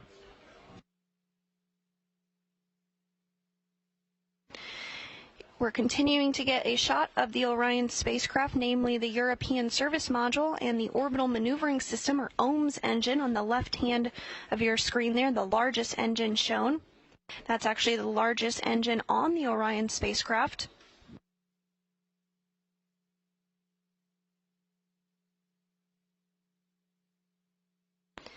The OMS engine is a repurposed Space Shuttle Orbital Maneuvering System engine that has flown on 19 Space Shuttle flights. The first flight was STS-41G in October 1984, and the last was STS-112 in October 2002.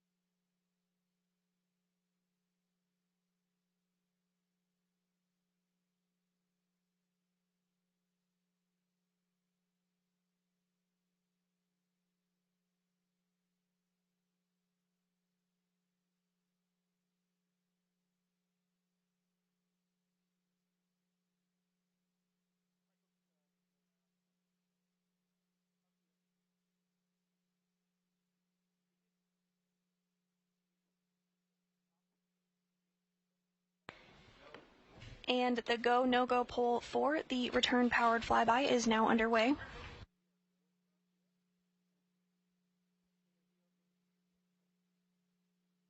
And the team here in Mission Control Houston did poll go for today's return-powered flyby burn. That burn will take place 23 minutes from now.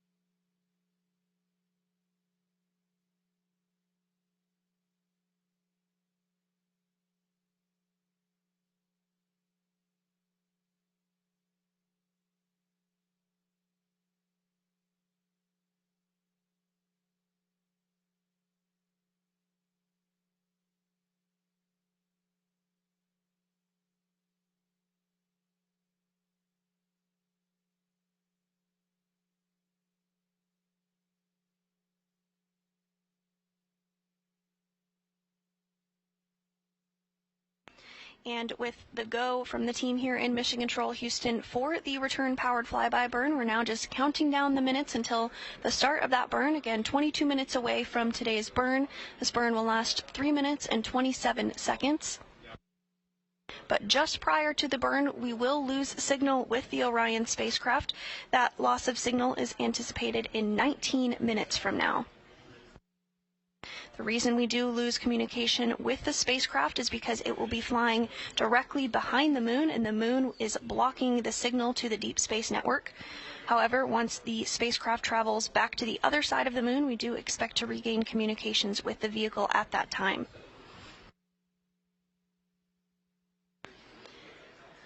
Orion is now only 687 miles away from the moon. At closest approach today, Orion will be just 80 miles above the lunar surface.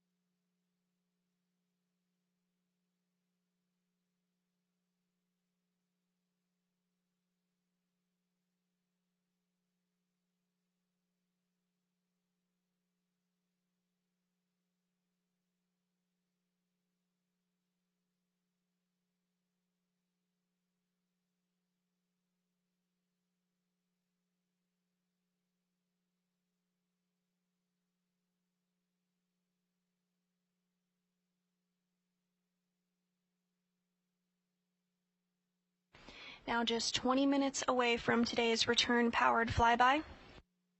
This burn will commit Orion to a trajectory to head back to planet Earth after its 20-day mission so far. By the time Orion splashes down in the Pacific Ocean, it will have been in space for 25.5 days.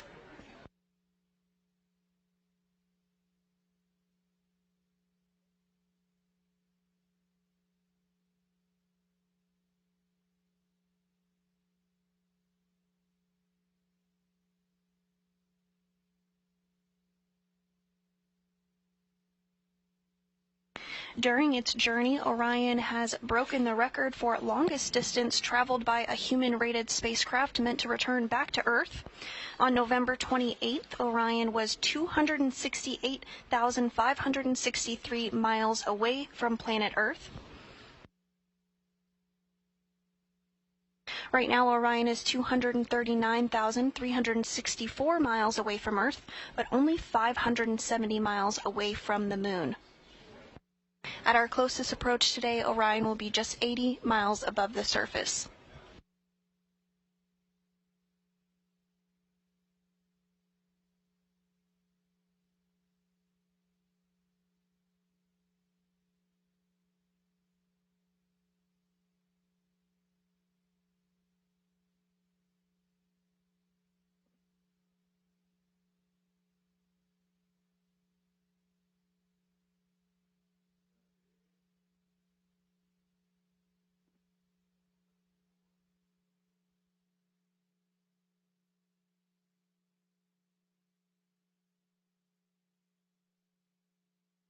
Our next set of events will take place in rapid succession. First, we will lose signal with the Orion spacecraft as it travels behind the moon. That loss of signal will be just 15 minutes from now. Then 3 minutes after we lose signal with Orion, the return powered flyby burn, or RPF, will take place. This burn will last 3 minutes and 27 seconds and will be completed with the Orbital Maneuvering System, or OMS engine, which you see there on your screen to the left on the European Service Module. It's the largest engine on Orion. And today's 3 minute and 27 second burn will be the longest burn that the OMS engine will have completed on the mission so far.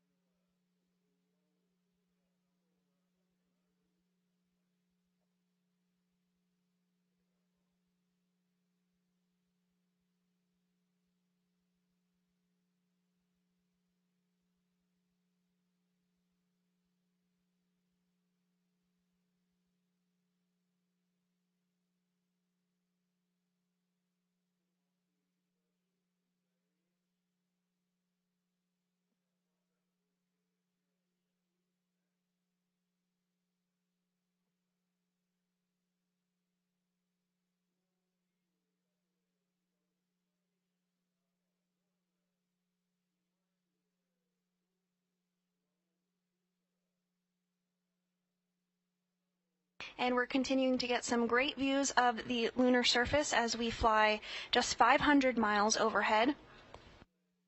This view coming from one of the solar array wings or SAW cameras as it gets into the proper position for today's burn.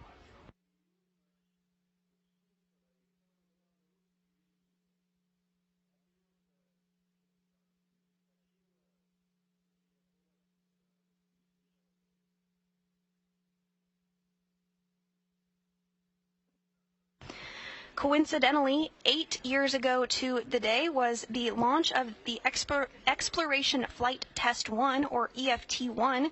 This was the first test flight of the crew module portion of the Orion multipurpose crew vehicle. This was an uncrewed test flight that orbited the Earth 2 times before splashing down. Now, 8 years later, Orion is about to fly behind the moon.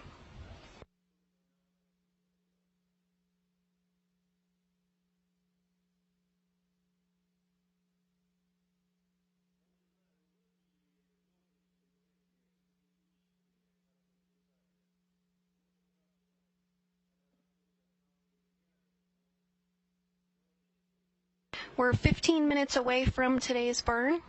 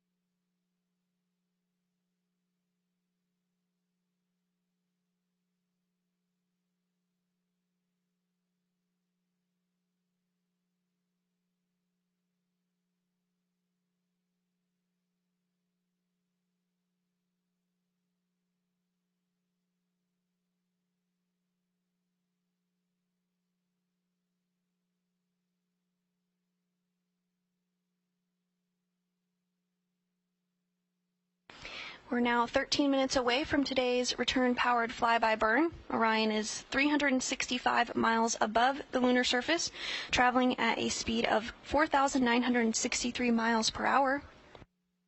Just 10 minutes from now, we do anticipate losing signal with Orion as it begins its trip around the backside of the moon.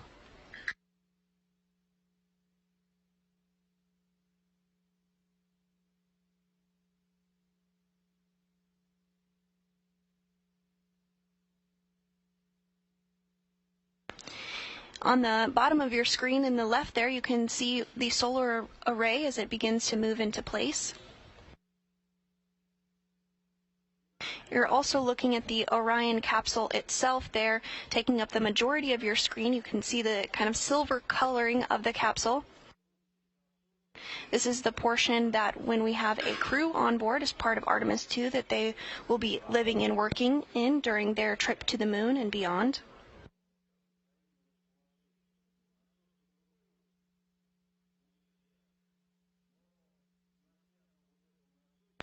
And in the top left of your screen there, you can see the moon as Orion glides over it, again 335 miles above the surface. But at the closest approach during today's return-powered flyby burn, Orion will be just 80 miles above the lunar surface.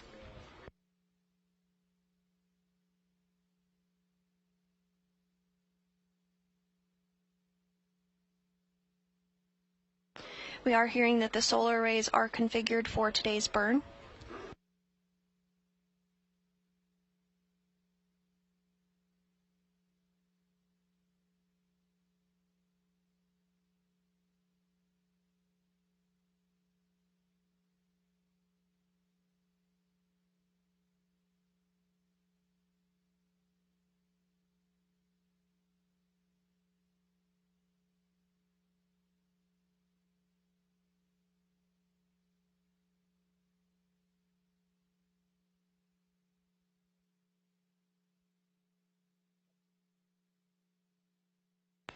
Orion is now moving to the proper burn attitude.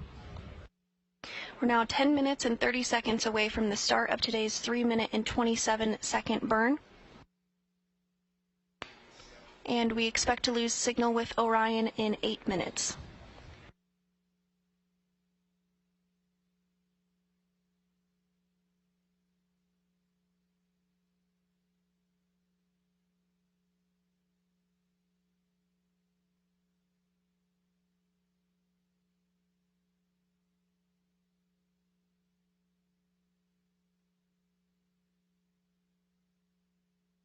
Today's return-powered flyby burn sets us up on a trajectory to splash down off the coast of California just a few days from now on December 11th.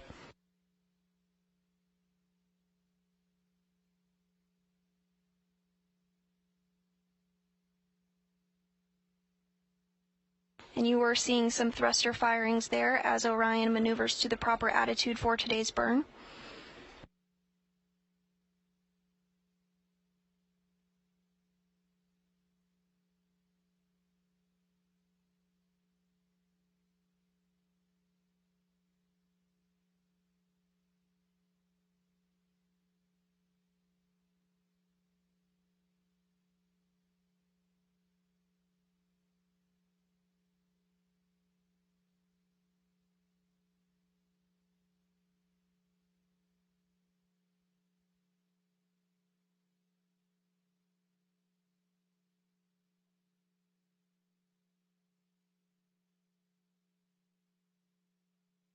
Now less than 6 minutes, 30 seconds until we lose signal with Orion.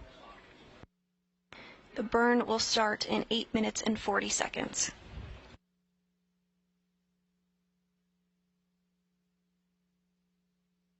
Orion is currently 253 miles above the lunar surface.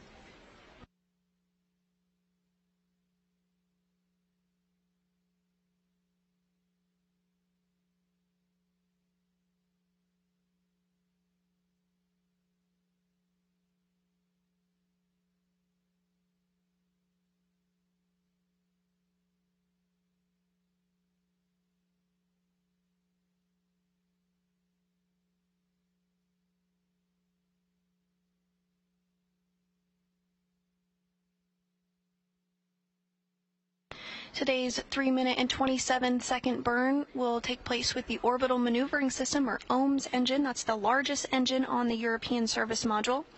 Today's burn will change the velocity of the spacecraft by 960 feet per second during its 3-minute, 27-second burn. Closing in on 5 minutes away from our anticipated loss of signal with Orion.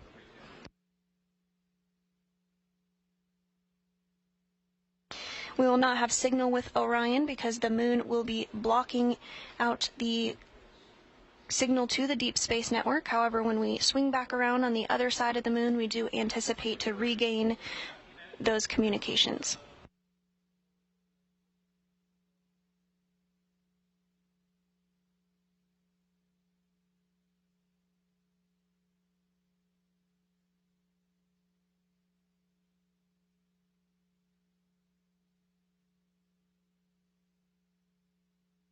And we are hearing that Orion is in the proper burn attitude. 6 minutes and 40 seconds away from the start of today's 3-minute 27-second burn. Just 4 minutes until today's loss of signal.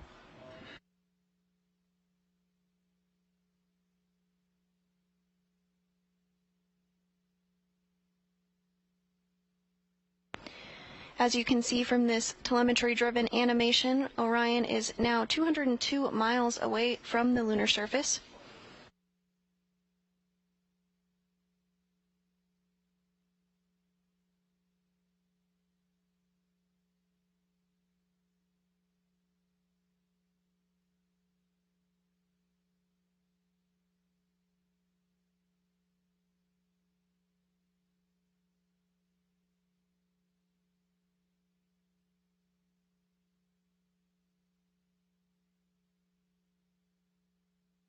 And you're looking at a live view inside the White Flight Control Room here at the Johnson Space Center in Houston, Texas. NASA Flight Director Judd Freeling is leading the team on console at this hour.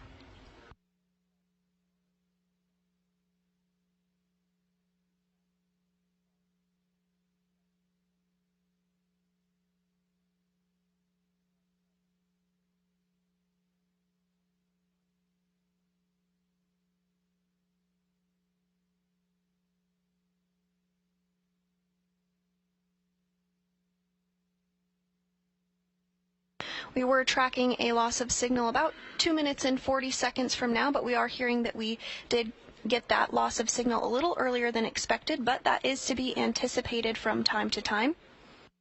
So now the next major milestone that we'll look ahead towards is the return-powered flyby burn less than 5 minutes from now. While we are traveling behind the moon, we do not have signal with the spacecraft because the moon is blocking the connection to the Deep Space Network. We anticipate that loss of signal to last about 30 minutes.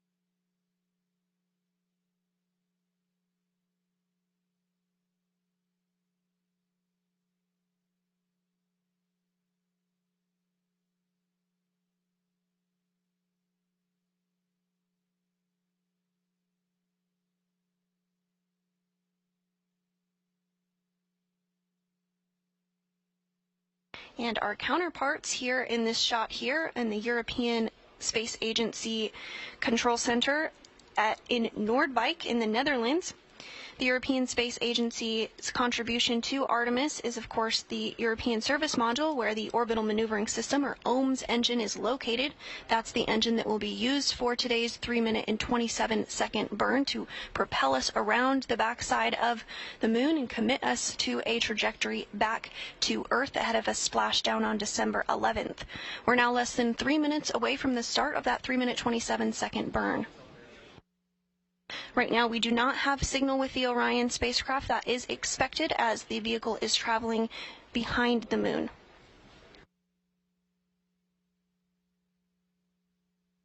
This loss of signal will last about 30 minutes.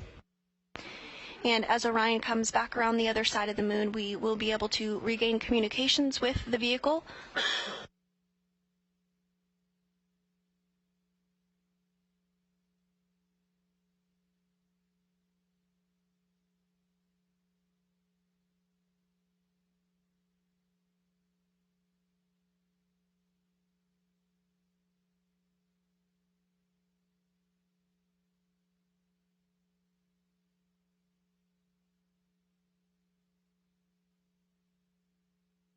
Now less than 2 minutes from today's return-powered flyby burn.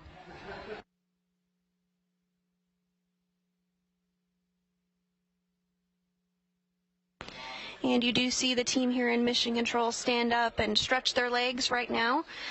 Oftentimes they'll use this time to catch a quick break while the vehicle is in the loss of signal period. Again, today's loss of signal is expected to be about 30 minutes in length.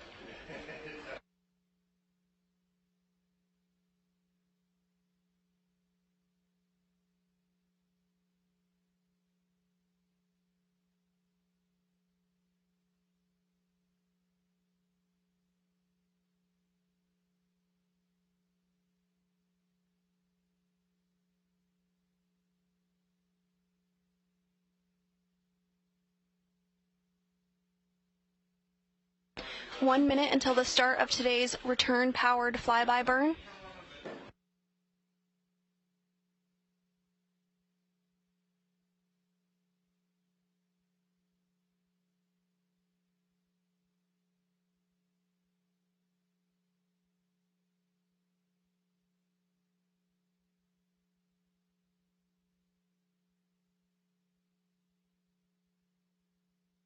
"30 seconds until the start of today's 3-minute, 27-second long burn, committing Orion to a return home."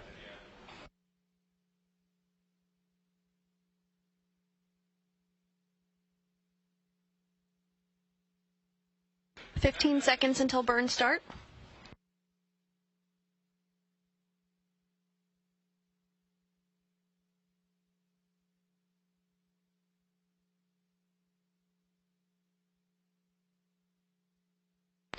And we do expect the burn to be underway. Again, this is a 3-minute, 27-second long burn. Because Orion is behind the moon and we do not have signal with the vehicle, we will not be able to confirm that the burn has began or the results of that burn until we come back around to the other side and regain communications on the Deep Space Network.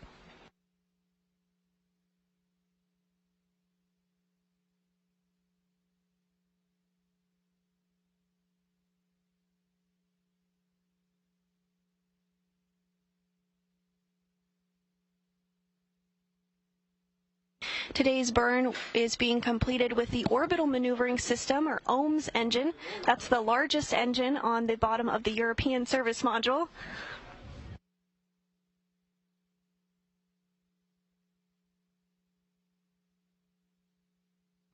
Today's 3-minute and 27-second long burn will be the longest during the Artemis 1 mission used by the OMS engine, but the OMS engine can fire for up to 16 minutes in length.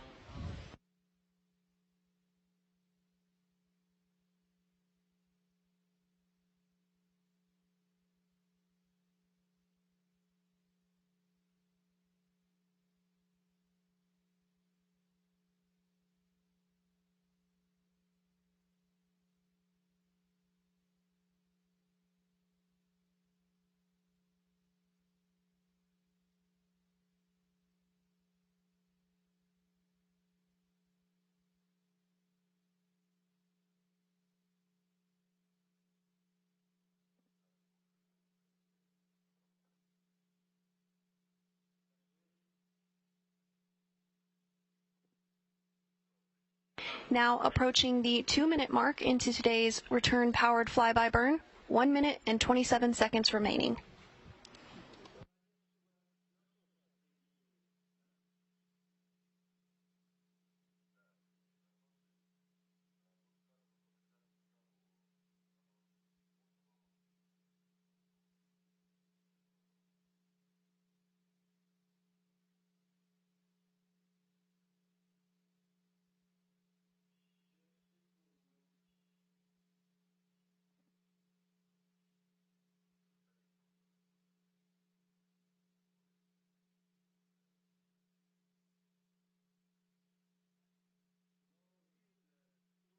We're approaching the 3-minute mark into today's burn.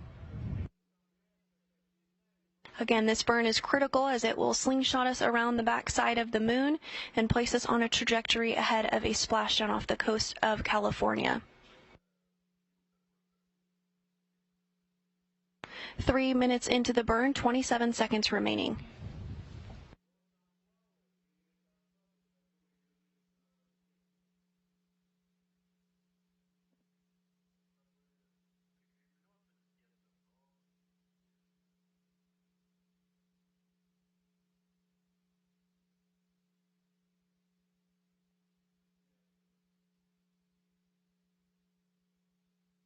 and we do expect the burn to be complete at this time. Again, because we are behind the moon and do not have signal with the spacecraft, we will not be able to confirm until Orion comes back around the other side of the moon. We are anticipating that acquisition of signal about 24 minutes and 45 seconds from now.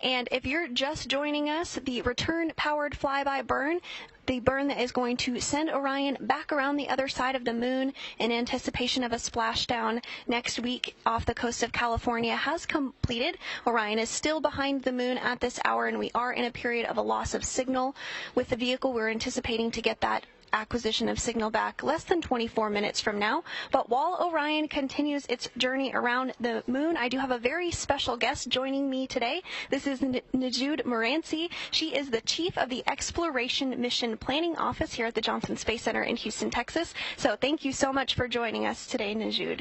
Thank you. Glad to be here. Super special to be here for RPF. Yeah, absolutely. It's an exciting moment indeed. This burn really commits Orion to a return journey home. But before we talk about that, I do want to talk a little bit about some of the work that your group is doing as part of the Artemis program.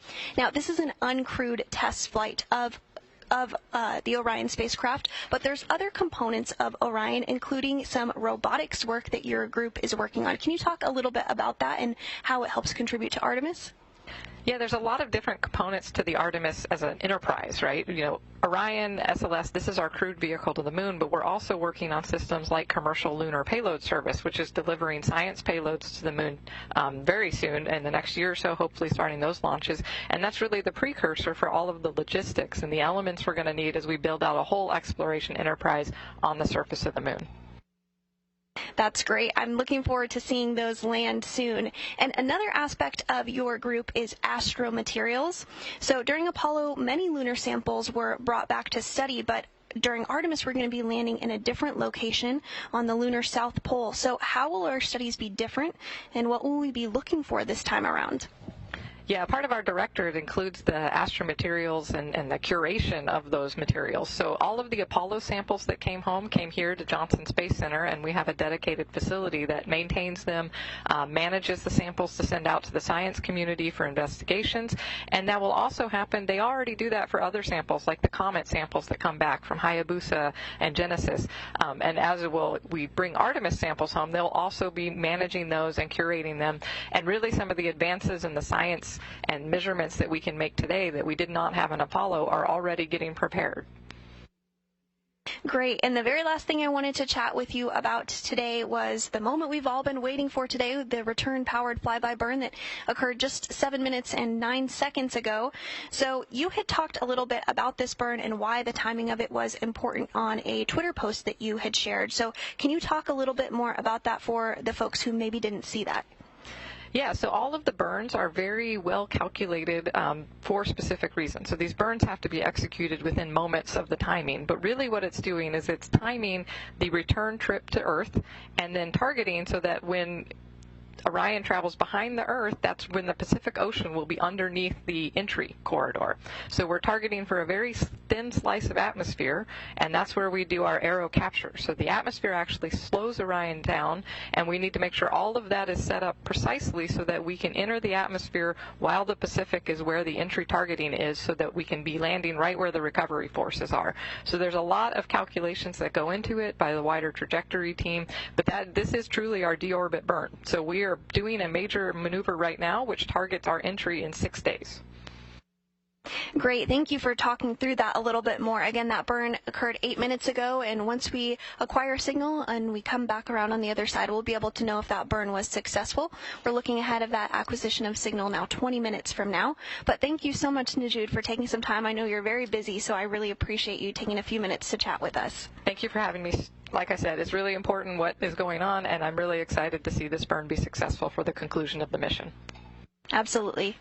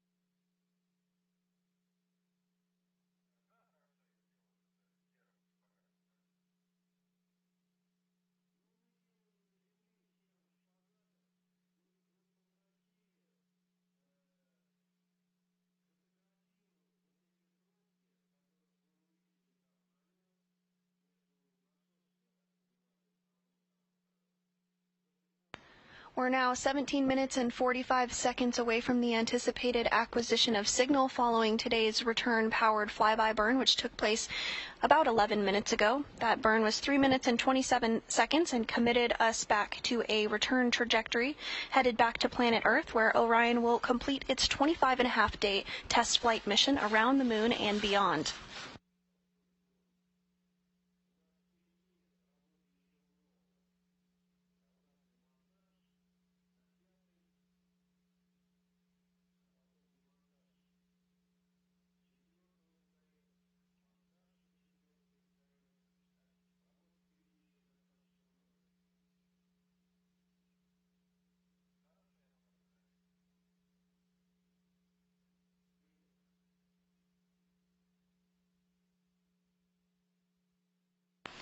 Now, the last time NASA made a journey around the moon in anticipation of a return home to Earth was during the final Apollo mission in 1972.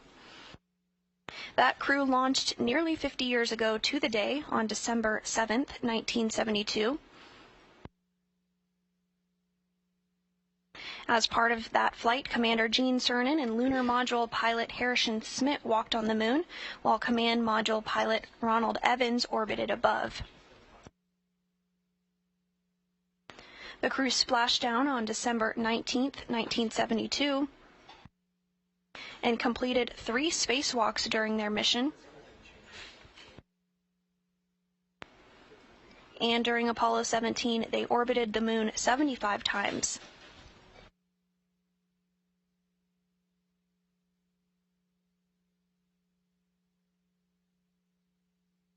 Now less than 15 minutes until we expect to regain communication with the Orion spacecraft.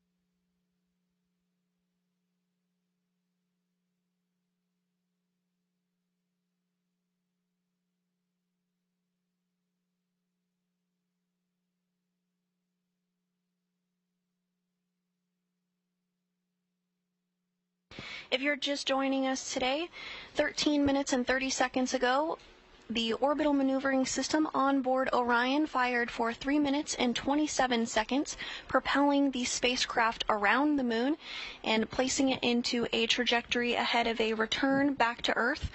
Orion will splash down on December 11th, completing a 25-and-a-half-day uncrewed test flight in which it broke the longest distance from Earth by a human-rated spacecraft meant to return back to Earth.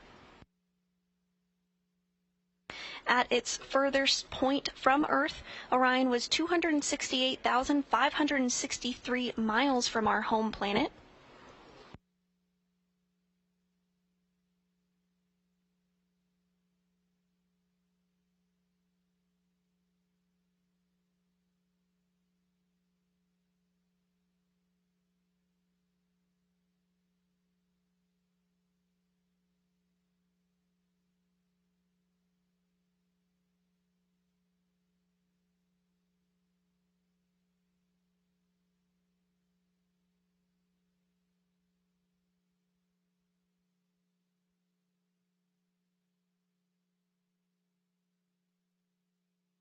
We're about 13 minutes away from our anticipated acquisition of signal. As Orion flies around the backside of the moon, let's take a look back at what has gotten us to this point so far. First up, we start with the Space Launch System launching from Pad 39B at the Kennedy Space Center in Florida. With its sights set on the moon, SLS blasted off at 12:47 a.m. Central on November 16th. You see those 4 RS-25 engines lighting up the Space Coast. You can also see the core stage climb up, as well as one of the 2 solid rocket boosters in this view. And on top of the vehicle is the launch abort system, and of course the Orion spacecraft now behind the moon. This video shows SLS and Orion's climb to orbit from the perspective of a camera on the rocket. It was about an 8.5-minute climb into orbit. You can see the launch pad grow smaller and smaller as the Space Launch System propels Orion into orbit. Following liftoff and the climb to orbit, the translunar injection burn took place.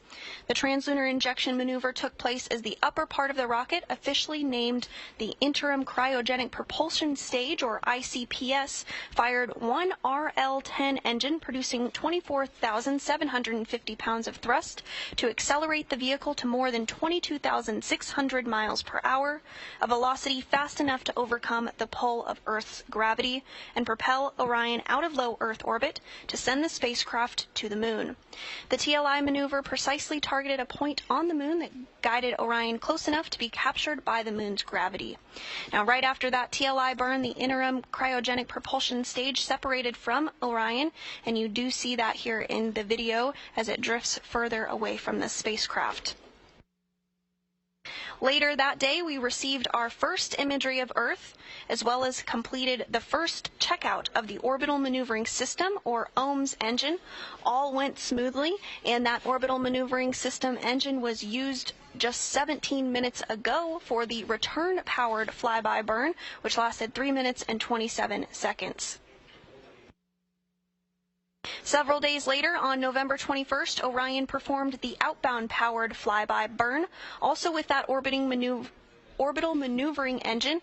This is the sister to the return-powered flyby burn. The orbital maneuvering burn sets us up in a trajectory to head out to deep space. The return-powered flyby burn sets us up on a trajectory to return back home. This video shows Orion as it approached the moon for this burn.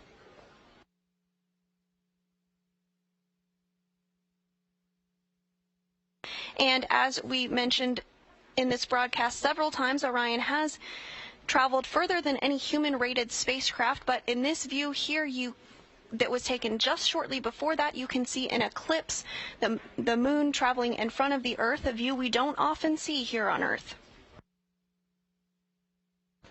And this photo was taken on Flight Day 13, November 28th, when Orion reached its maximum distance from Earth, when it was 268,563 miles away from our home planet. Orion has traveled further than any spacecraft built for humans meant to return back home. And in this video here, you see Orion's solar arrays split the difference between Earth and the Moon on flight day 14. This image is captured by a camera on the tip of one of the spacecraft's 4 solar arrays.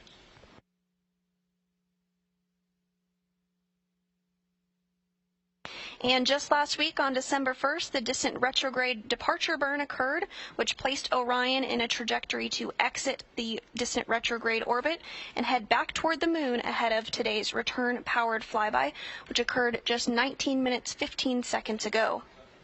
In this view here, you can see the solar arrays, gimbal, as well as a Earth in the almost center of your screen there. So as you can see, Orion has had a busy journey in its 20 days of the mission so far, but it's not finished yet. We have about 5.5 days to go until splashdown. But today's return-powered flyby burn was the first step in getting us to the splashdown point. That burn commits us to returning home.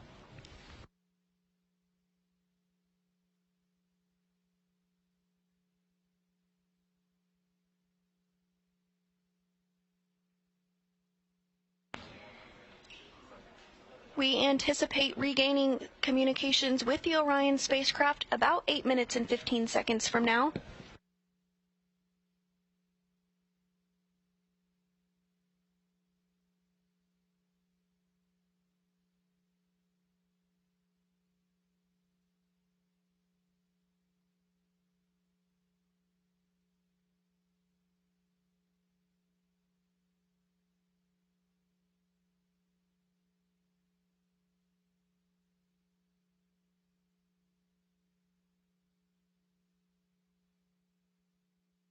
You're looking at a view inside Mission Control Houston. This is the white flight control room. The flight director during today's shift and return-powered flyby burn is NASA Flight Director Judd Freeling.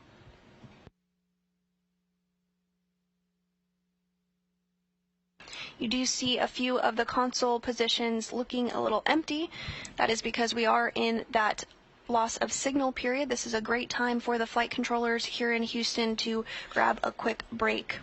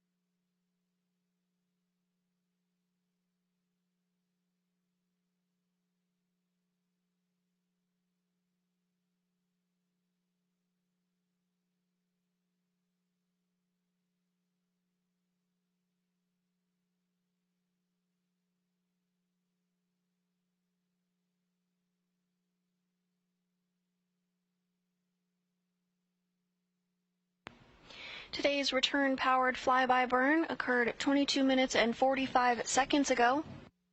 That burn utilized the Orbital Maneuvering System, or OMS engine, on board the Orion spacecraft.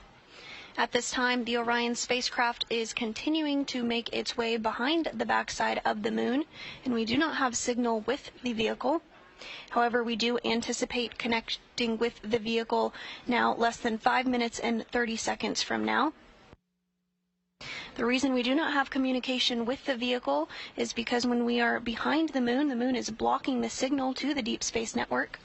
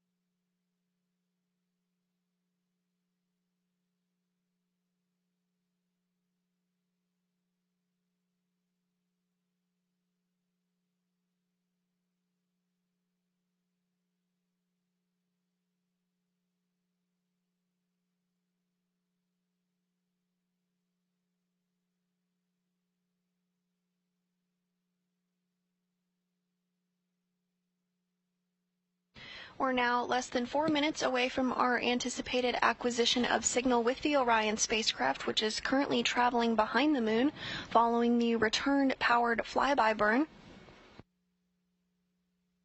This burn commits Orion to returning back to planet Earth.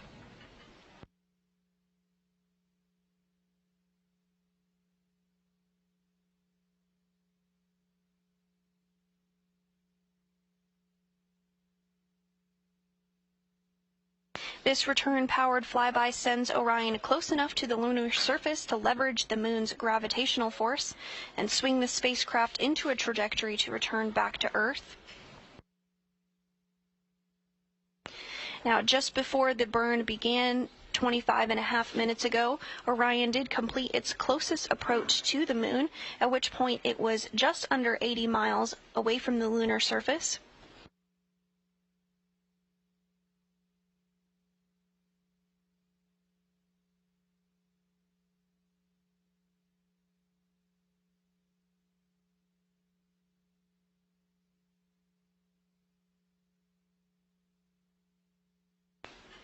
Beginning to see more folks trickle back into the white flight control room as we narrow in on our anticipated acquisition of signal with the Orion spacecraft, which is currently traveling behind the moon.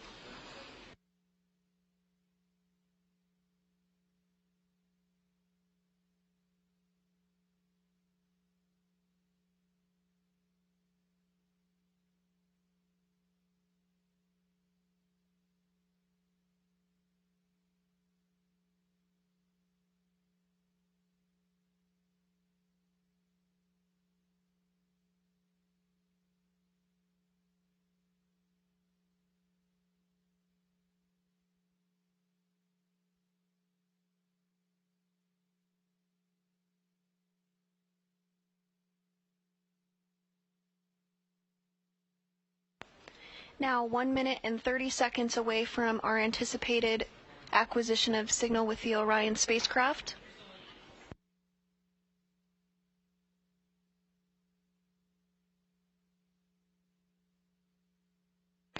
Once we acquire signal with the spacecraft, the team here in Mission Control Houston, namely the flight controllers, will be able to analyze the data that the vehicle is sending back to us in Mission Control. With that data, they'll be able to analyze if the burn was successful. Less than 1 minute away from our anticipated acquisition of signal with the Orion spacecraft.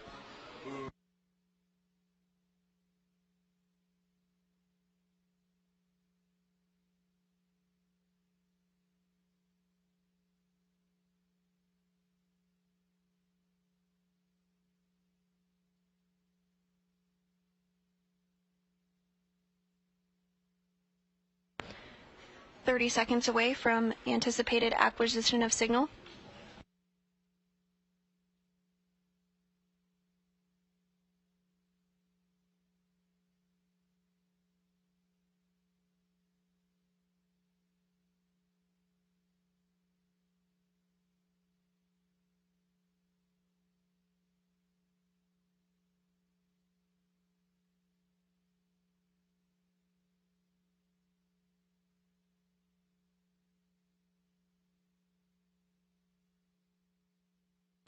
And we are standing by for acquisition of signal with the Orion spacecraft.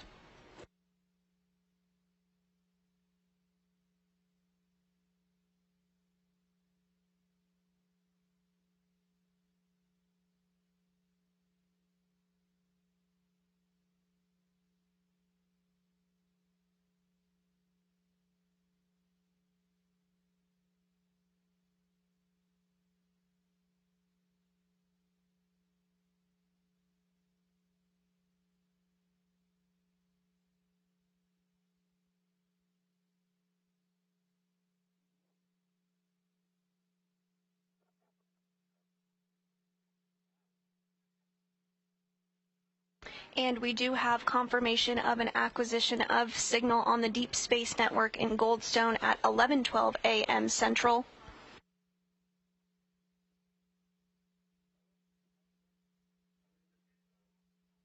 You're getting a view of the lunar surface from Orion's perspective.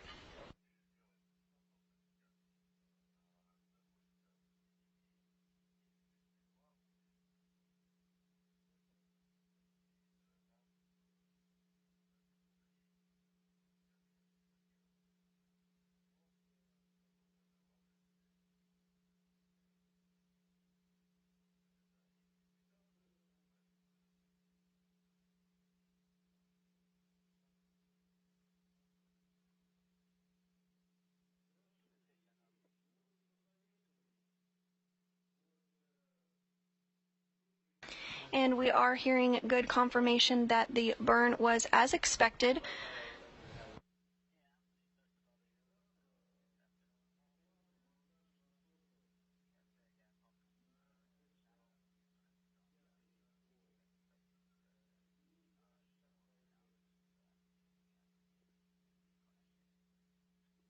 If you're just joining us, Orion completed its return-powered flyby burn, which slingshot it around the moon and committed Orion to a return trajectory back to planet Earth, hearing that that burn went smoothly and as expected.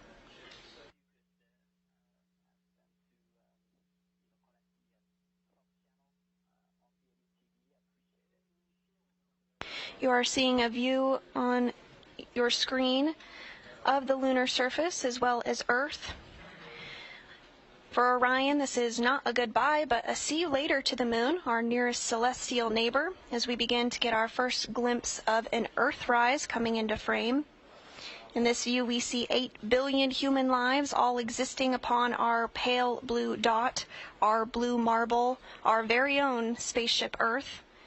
And after a long journey, Orion is now coming home.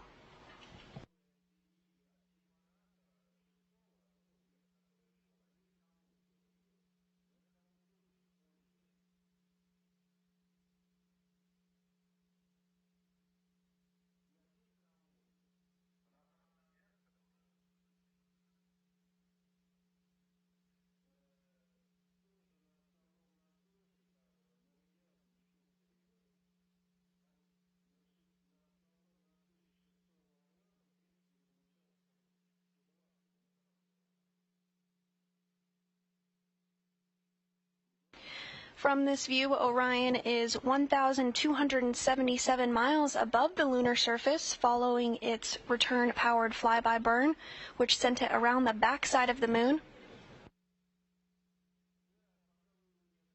Orion now has its sights set on home. Orion will splash down off the coast of California on December 11th. Wrapping up a 25-and-a-half-day mission.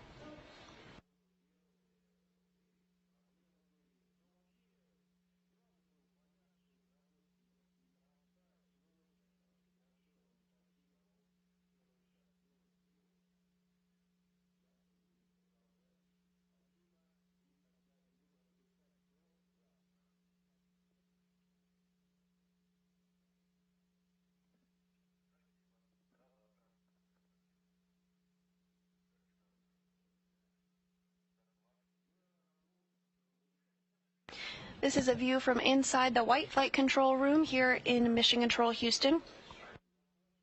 The team is being led by NASA Flight Director Judd Freeling. And this view from the Orion spacecraft as it looks to its target, planet Earth, flying over 1,200 miles above the lunar surface. At its closest approach following the return-powered flyby burn, Orion was just 80 miles above the lunar surface.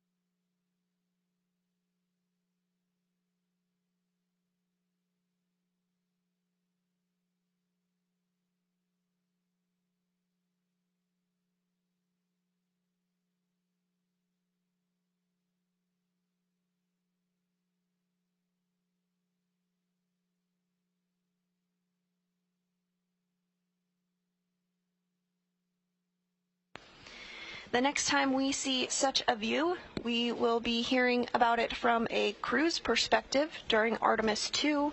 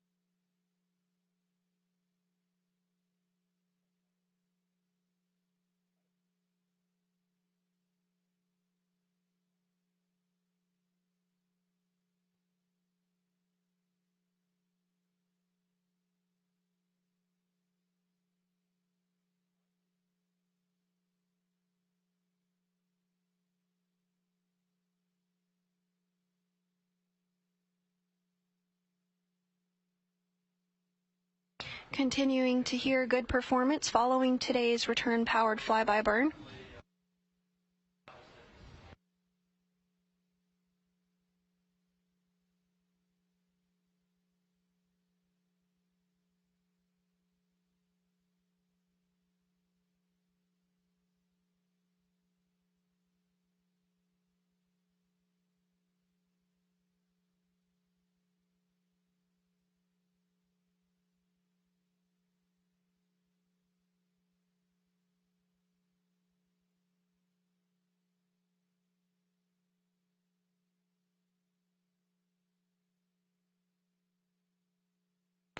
The Orion spacecraft is continuing to distance itself from the moon, now over 1,500 miles away from the lunar surface.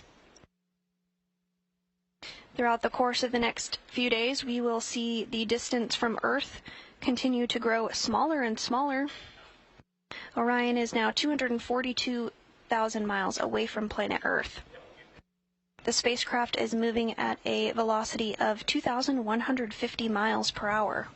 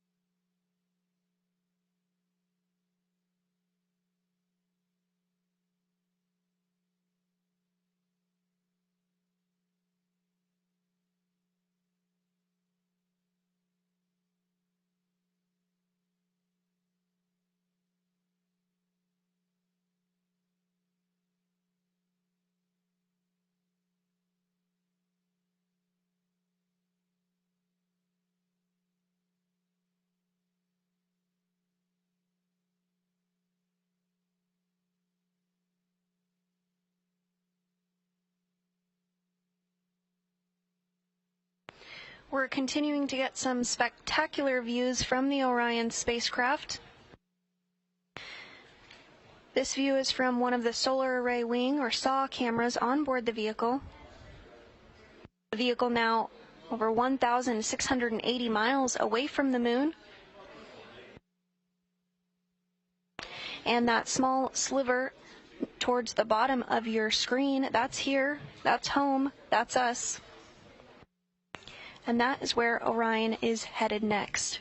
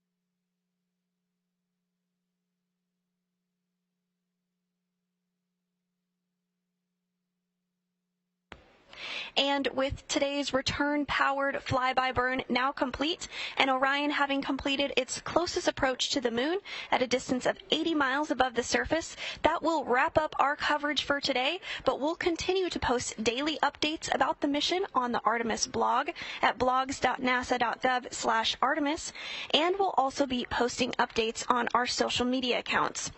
Later today, we'll have a briefing at 4 p.m. Central where representatives from NASA will discuss today's return-powered flyby, which we hope you'll tune in for.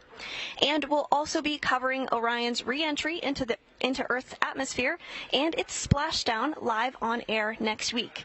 But until then, this is Mission Control Houston.